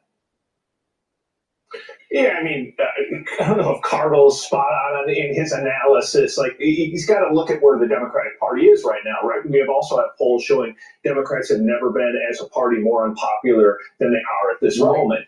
on top of that, they don't have much power, right? If you don't control the Senate, you don't control the House, you don't control the White House, you don't control the courts. There's only so many levers that you can actually pull. So the debate inside the party is, do you accept that some of the things that Donald Trump wants to do directionally might be correct? And that put sort of Governor Whitmer or Governor Paulus in Colorado in that camp, saying, listen, maybe they're with them on tariffs or part of tariffs. Maybe they're with them on the border and conceding that things need to be done and that every day doesn't need to be a fight. That's one camp. I think the others are Chris Murphy's, a senator from Connecticut, or J.D. Pritzker in Illinois, people who are from very liberal states where they have the freedom to be in sort of the warfare mindset, day in, day out, hour in, hour out. And I think that is the big fight. I think we know the way politics works is Trump's going to live or die based on his performance. Like, tell me what inflation looks like in a month. Tell me what the jobless rate looks like. Tell me where wages are. And tell me how much chaos flows from some of the decisions of the first 30 days. And I'll tell you kind of where his public standing is and whether or not Republicans will break. But so far, there's zero sign. You saw it. You had it this morning. The idea that no Republican will speak up and say, hey, maybe Vladimir Putin's a thug. Maybe he's a dictator. Maybe he's been held back for his entire life, starting at the KGB to destroy your nation. Maybe Zelensky, you can argue whether or not we should be there or not there. You can't argue like, oh, he started the war when someone invaded me. And yet you don't have a single Republican who says, I can't even handle MSNBC anymore. Please go to my store, the-studio-reykjavik.com. Get the NAC. I've added this to my stack to boost up my glutathione levels, but also to detoxify my liver and kidney. And NAC helps to calm down the nervous system. So please go to my store, the-studio-reykjavik.com, and get the NAC. Also, if you're older, 40 years of age or older, you should be taking vitamin B complex. Why? Because the first 4 B vitamins helps with the mitochondrial health to produce ATP through the electron transport chain. But also, this will help with cellular metabolism and improve the health of your neurons, to protect your neurons. That's really important when you get older. Please take the vitamin B complex every day and protect your neurons and boost up your cellular metabolism. Also, when you get older, 40 years of age or older, or if you're an athlete, young or old athlete, take digestive enzyme complex to reduce the load on your pancreas. It helps to break up carbohydrates, proteins, and lipids. If you're an athlete, young or older, take this and it'll help to break up your pre or post-workout fueling, and that way you're absorbing your energy and recovering quicker. Please go to my store, the-studio-reykjavik.com. Take the digestive enzyme complex, really important to take to reduce the load on your pancreas and to help with the digestion. Use discount 5 and you get $5 off. All right, let's go back to Bloomberg. With capital regulations over the next year is you're going to hit pause. The regulators are going to try and figure it out. Maybe Jerome Powell does something at the Fed, maybe he doesn't. DOGE is obviously playing a very important picture here. But I think for the long term, I think you're going to see more of a capital neutral policy emerging from the bank regulators over the next few years. Okay, now I'm quoting Ray Parker Jr. Because your phone is ringing and you are the guy to call. What are clients who have terminals and who are investing on this information asking you about this right now? Well, obviously crypto is a big piece because of the cryptocurrency news. Sure. I mean, we saw that Bitcoin has gone down, Trump coin, Melania coin a lot. Are they even asking you about Basel anymore? I mean, this conversation has changed a lot. Not so much. I mean, the bank regulators, and I think a lot of bank investors have sentiment that deregulation is coming, but they understand now that deregulation is not a magic wand. It's going to take a long time. And so I think from what our clients are talking about is, what are the actionable things that are coming out over the next few weeks and months? Obviously, tariffs. President Trump just reiterated today that Canada and Mexico tariffs are coming next week. Yeah. Reciprocal tariffs could come even later. The State of the Union. I mean, there's a lot of things that are coming up. But I think in terms of this week, it's the House Reconciliation Bill. Will that pass tonight? Will it not? Will there even be a vote? Will there even be a vote? And then this idea of tariffs, and then crypto. Those are the three things I think our clients are really talking about. Let's tick through them. Do you think a vote is coming, or does Mike Johnson have more herding of cats to do? I don't. I think there's more herding of cats. I don't think a vote's going to happen tonight. Could be wrong, but Speaker Johnson can only afford to lose one, and there's no deadline here. Correct. I mean, that's the thing, is that he can push this deadline back, and there's no penalty. So what does Washington often do when they do in these situations? They kick the can and they push it down. Now, obviously, the Senate's going to be sitting there. Senator Thune going to say, look, if you can't get your act together, we have Plan B or Plan A, depending who you talk to in terms of reconciliation. What we're telling our clients is that this vote is more of just, this vote is just the vote to kick off the process. You're right. This isn't the vote that actually has Medicaid cuts, SNAP cuts, tax changes. So if it's this hard already, that should really encourage them. Exactly, which goes to our theory that, we do think tax changes and we do think a reconciliation bill with a multi-trillion-dollar price tag with economic benefits and so forth will pass this year, but we've always said it's going to be in the latter half of the year, potentially even the fourth quarter. So nothing has to happen this week, so don't be surprised if they kick the can. Now, I also think that Speaker Johnson could eventually get a budget resolution through, but it just may not be this one. Got it. There is a deadline coming, and that's a funding deadline, middle of next month. When do you start running odds on a shutdown, or are you already there? So we're going to have our odds out next week. Right now, there's a lot of rhetoric, and the rhetoric will increase as we get to March 14th. That's anticipated. Yeah. Now, the question here is DOGE, because the Democrats obviously are not thrilled with what's happening with the DOGE committee, and my question, though, is how are they going to respond to this in terms of a shutdown? Now, I don't think they can get to a top-line number. I think there's going to be a short-term CR that comes out of this. But my question is, how much fight are the Democrats going to put up on this? Because if the Republicans come back and say, here's a clean bill, can the Democrats come back and say, we're going to block this because of DOGE? I'm not exactly sure yet. We're going to be having a lot of internal discussions this week, and we'll have our odds out for you next week. Yeah, but I can't wait. That says something, by the way, when you get to the point. That's like when a champagne house decides to declare a vintage. When you guys say we're running a countdown clock, that means it's kind of getting real, right? There are so-called shutdown threats you don't do odds on. Well, I mean, this is a serious opportunity here for a shutdown. And that's what I mean, though. That's different than the last couple of times. Yeah, absolutely. Whenever, sometimes we've had this conversation where I say, hey, don't worry about it. It's not going to happen, or we really don't care. This is different because we do think that there is going to be a significant shutdown sometime in 2025. I'm just not sure this is the one. Wow, a significant shutdown. Well, you've got the debt ceiling in mind. We have the debt ceiling coming, and we have political parties that are already thinking about 2026. Huh. And when political parties go into shutdowns thinking that they're the ones that are politically advantageous to their positions, that's when you get a shutdown. What's significant? Weeks? I think, President Trump had the 31-day shutdown. Yeah, that was significant. I had a client ask me this morning, are we going to get a 2-month shutdown?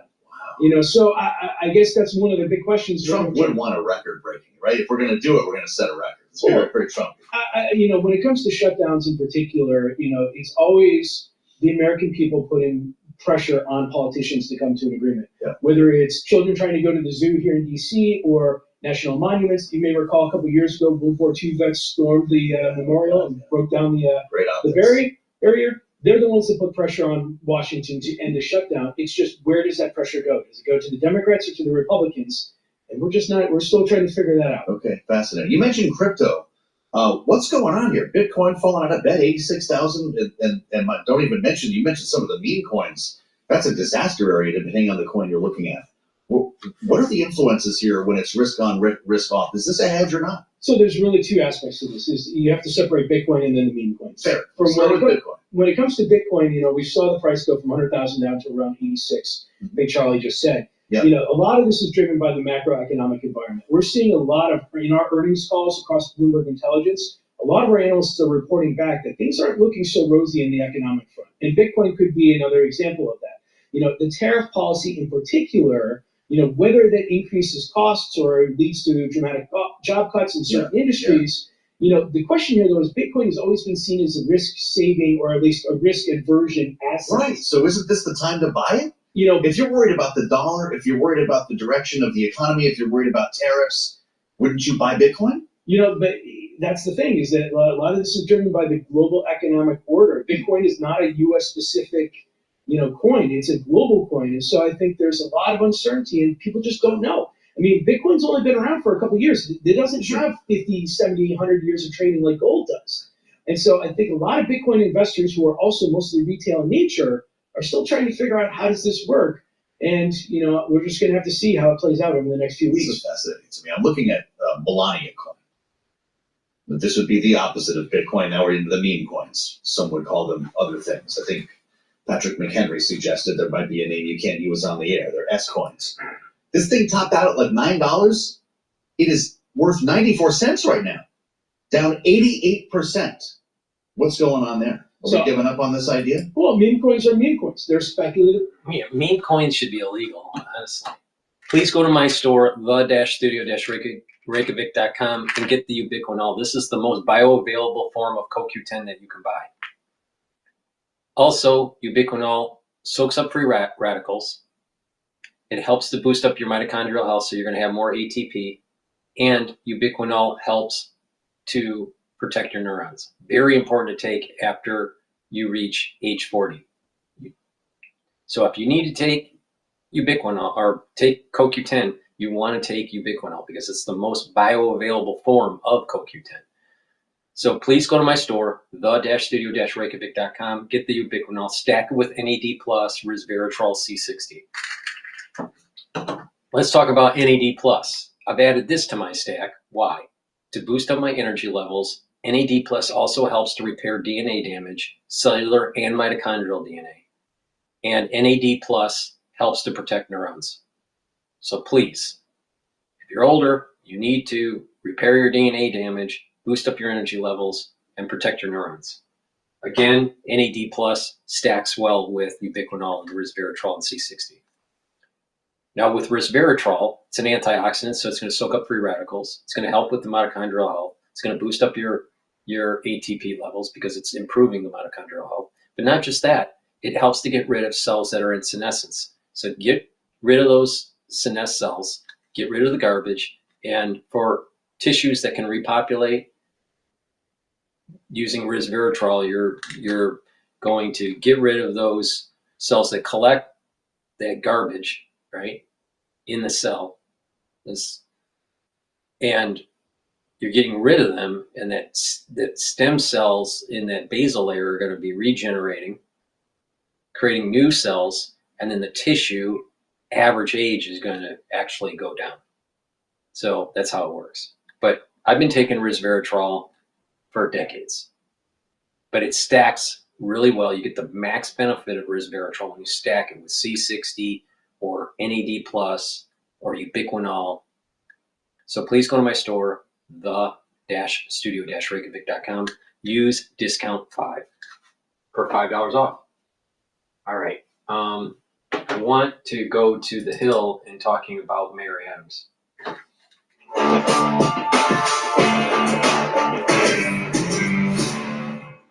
New York City Mayor Eric Adams had a major announcement yesterday about the migrant crisis. Here he is. Today, we are announcing the Roosevelt Hotel, which served as both our asylum arrival center and the humanitarian emergency response and relief center for nearly 2 years, will be closing in the coming months. The Roosevelt Hotel has been key in allowing us to effectively manage our operation, processing almost 75% of individuals that have come into our care through these doors. Now, thanks to the sound policy decisions of our team, we're able to announce the closure of this site and help even more asylum seekers take the next steps in their journeys while simultaneously saving taxpayers millions of dollars. With this closure, we're closing 53 sites within a span of a year. Adams had met with Trump's border czar, Tom Homan, earlier this month. The two agreed to reestablish an immigration office at Rikers Island, notorious jail in New York City. Hogan said the two had agreed on other things, but were keeping those private for now. Here are the two in an awkward appearance on Fox and Friends earlier this month. If he doesn't come through, I'll be back in New York City, and we won't be sitting on the couch. I'll be in his office, up his butt, saying, "Where the hell is the agreement we came to?" So I want ICE to deliver. And I want ICE to deliver. We're going to deliver for the safety of the people of this city. Let's focus on every American in New York should have the right to have an opportunity and survive in this city. We're going to hold you to that. 6 top prosecutors resigned this month after Trump's DOJ decided to drop the corruption charges against Adams. One of those prosecutors, Danielle Sassoon, said she couldn't ask a judge in good faith to drop the case. She felt the evidence against Adams was strong, and she alleged that Adams' attorneys had urged for what was essentially a quid pro quo, a de facto pardon in return for his help with the migrant crisis. Adams' lawyer called the quid pro quo allegation a total lie. And yeah, I've been a little bit, more than a little bit skeptical of releasing Adams from these corruption charges. I mean, I would say he should both address crime and migrant issues in the city, not because he needs to do that in order to get Republicans off his back to avoid the corruption charges, but he should just be doing that because that is his elected official role, is to make New York City a safe and prosperous place. So I don't know why we're putting our faith or trust in a guy who's like, oh, now he's willing to do these immigration things you want done because you're literally threatening him with potential jail if he doesn't do it. That seems kind of exactly what Hammond was referring to there. Also, I don't know, so and I'm just not understanding, maybe you understand better, what is accomplished by shutting down this the Roosevelt Hotel as a migrant center? So then what is going to be done with those migrants? So the argument is that the actual flow of migrants to New York City has become a small fraction of what it once was, and therefore you can process them elsewhere and save the money. So this is a sign that we have made some strides. Yeah, but to your larger point, I think that there is this cloud of suspicion over Eric Adams, not just in relation to those charges, but in relation to the nature of the deal that was made with the Trump DOJ. That's why there was some talk of removing him. Governor Kathy Hochul was kind of publicly mulling that. She correctly, in my view, decided not to do that because it was just played into Adams' hands that he was being martyred or the victim of politicization or something of that nature. I agree. But the problem is that because there is this perception that the Trump administration holds this very powerful card over him, then anytime he makes any kind of move on immigration, there's always that doubt in people's minds. Are you doing this, to your point, because it's the right thing, because you legitimately believe it, or are you doing it to fulfill your side of an effective pardon? Yeah, this just doesn't seem to be the kind of ruthless politics that Trump and Republicans have becoming more known for. Why not let a corrupt Democrat flail and bring more embarrassment to himself in hopes of, Republican political pickups in New York, I guess is what I would suggest. I guess the idea is that he's a sort of useful token Democrat supporting Trump's immigration policies or immigration stance. I think right now. Yeah, for the moment. For the moment. Yeah, we'll say. Well, in other news, Listen, paying $14.99 a month for a streaming app, and $9.99 a month for a music app, and $12.99 for a fitness app, and more money for a bunch of other apps? Well, in other news, one of Adams' potential mayoral opponents just got an endorsement. Take a listen. For me, the two most important virtues in politics are competence and courage. And Andrew Cuomo has the competence to run. He's aligned. See, the Democratic Party is putting their chips with Cuomo to reboot his political career. So and he has the courage to stand up to the extremes of American politics, whether it's the far right or the far left. And so when it comes to confronting political extremism in New York, when it comes to confronting the crisis of crime, we need not a nice guy, but a tough guy like Andrew Cuomo. Reporter at Reason Magazine, Billy Binion, wrote on X, Andrew Cuomo sent a bunch of old people to their deaths during COVID, and his administration altered official government data to hide that from the public, all while he told the media that people value the truth. Are people just going to forget that? This isn't a feel-good comeback story. Fox Business correspondent Charles Gasparino wrote on X, Torres is looking to run for Gov, of course, governor of New York, and Cuomo for mayor of New York City. The city needs a whole lot of fixing.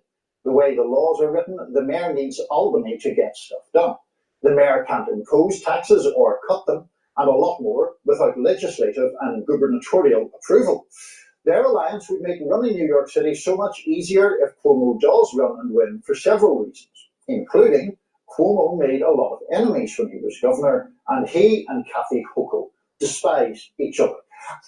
Just before we get into the meat of this discussion, Robbie, it struck me that there are some people who listen to us on podcasts rather than look at our lovely faces, and we didn't explain it was Richie Torres, the congressman, who represents the Bronx, who has endorsed Andrew. Yes, making that endorsement.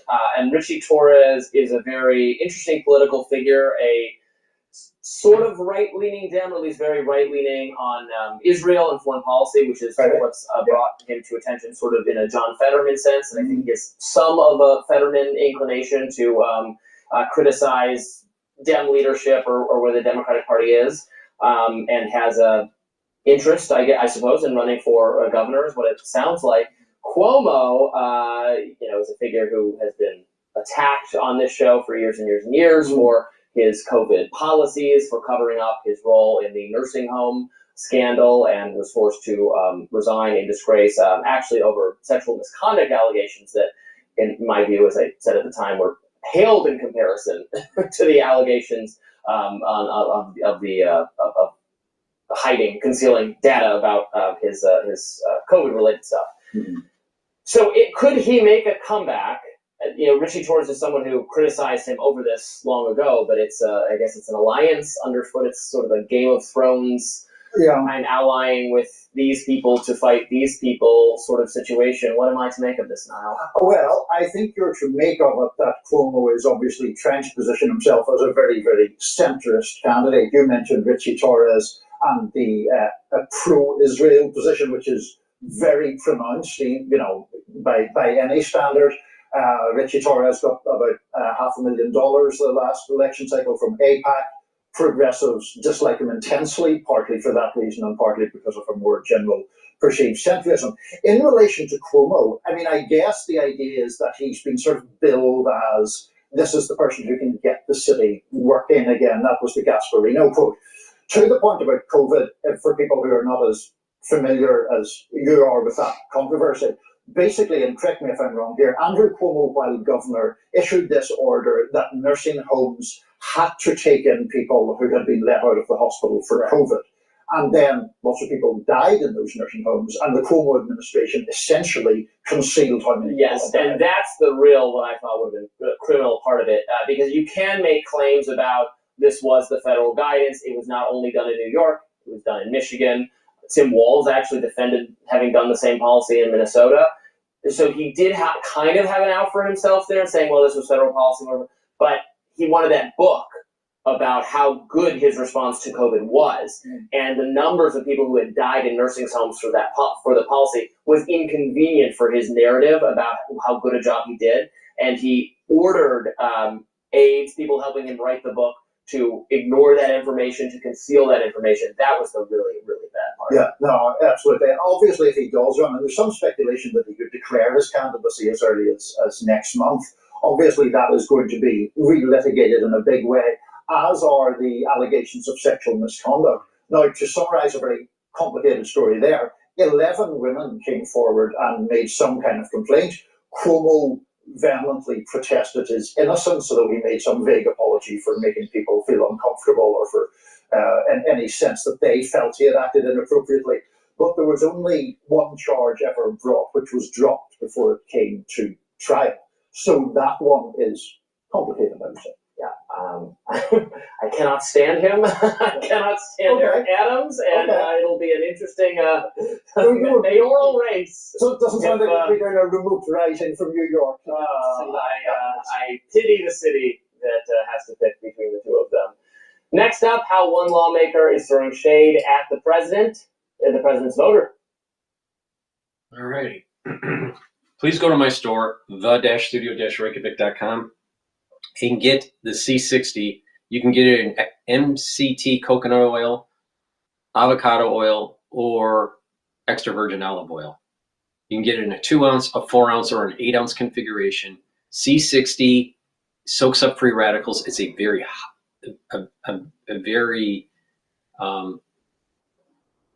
effective way to soak up free radicals. So almost 1,000 times more potent than vitamin C. Now, the way that molecule works is it's 60 carbons looking sort of like a soccer ball. It's a fullerene or a buckyball. There's different terms for it. And it'll be able to neutralize those free radicals. Now, by neutralizing free radicals in your serum, in your blood, or in your cells, you're going to reduce stress, all right? If you reduce free radicals in your bloodstream, then what you're doing is you're reducing the chances of LDL oxidizing. And so you're reducing plaque formation. In addition, by reducing the stress in the cell and soaking up those free radicals, you're also improving the mitochondrial health. So you're boosting up energy levels. You're going to have more ATP. So your cells are going to perform better. Your mitochondrial health will be more robust, especially in neurons. So your thinking will be more, will be improved. The neurotransmitters will be produced in these neurons, and you'll be able to shoot out those neurotransmitters. Well, that means you're going to have positive neuroplasticity because your neurons are healthier. So you're going to your memory is going to be clearer. You're going to think better.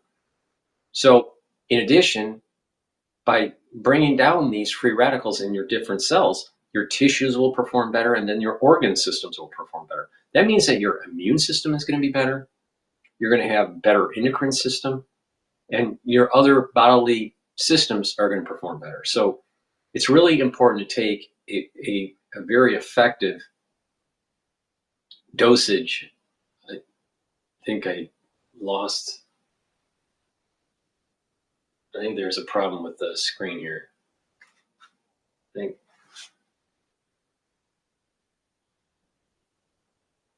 Unfortunately, the screen froze. My camera froze, so I don't know if you can still see me or not.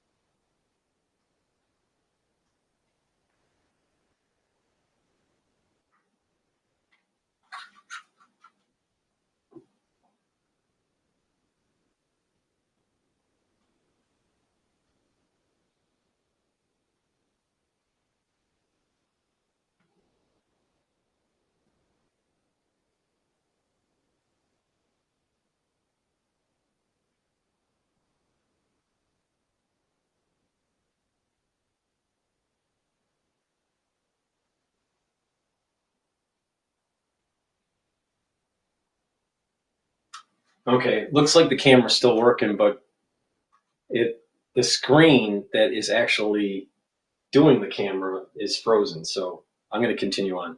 So please go to my store, the-studio-reykjavik.com, and get the C60. You can get it in MCT coconut oil, avocado oil, or extra virgin olive oil. Get it in a 2 ounce, a 4 ounce, or an 8 ounce configuration. And by doing that, you're going to be able to soak up those free radicals. You can get it, again, in 3 different versions: the MCT coconut oil, the avocado oil, and the extra virgin olive oil. Hopefully this was recording. I don't know, but make sure you use discount 5 and you can get $5 off. So what I'm going to do is I'm going to quickly, I think what I'm going to do is I'm going to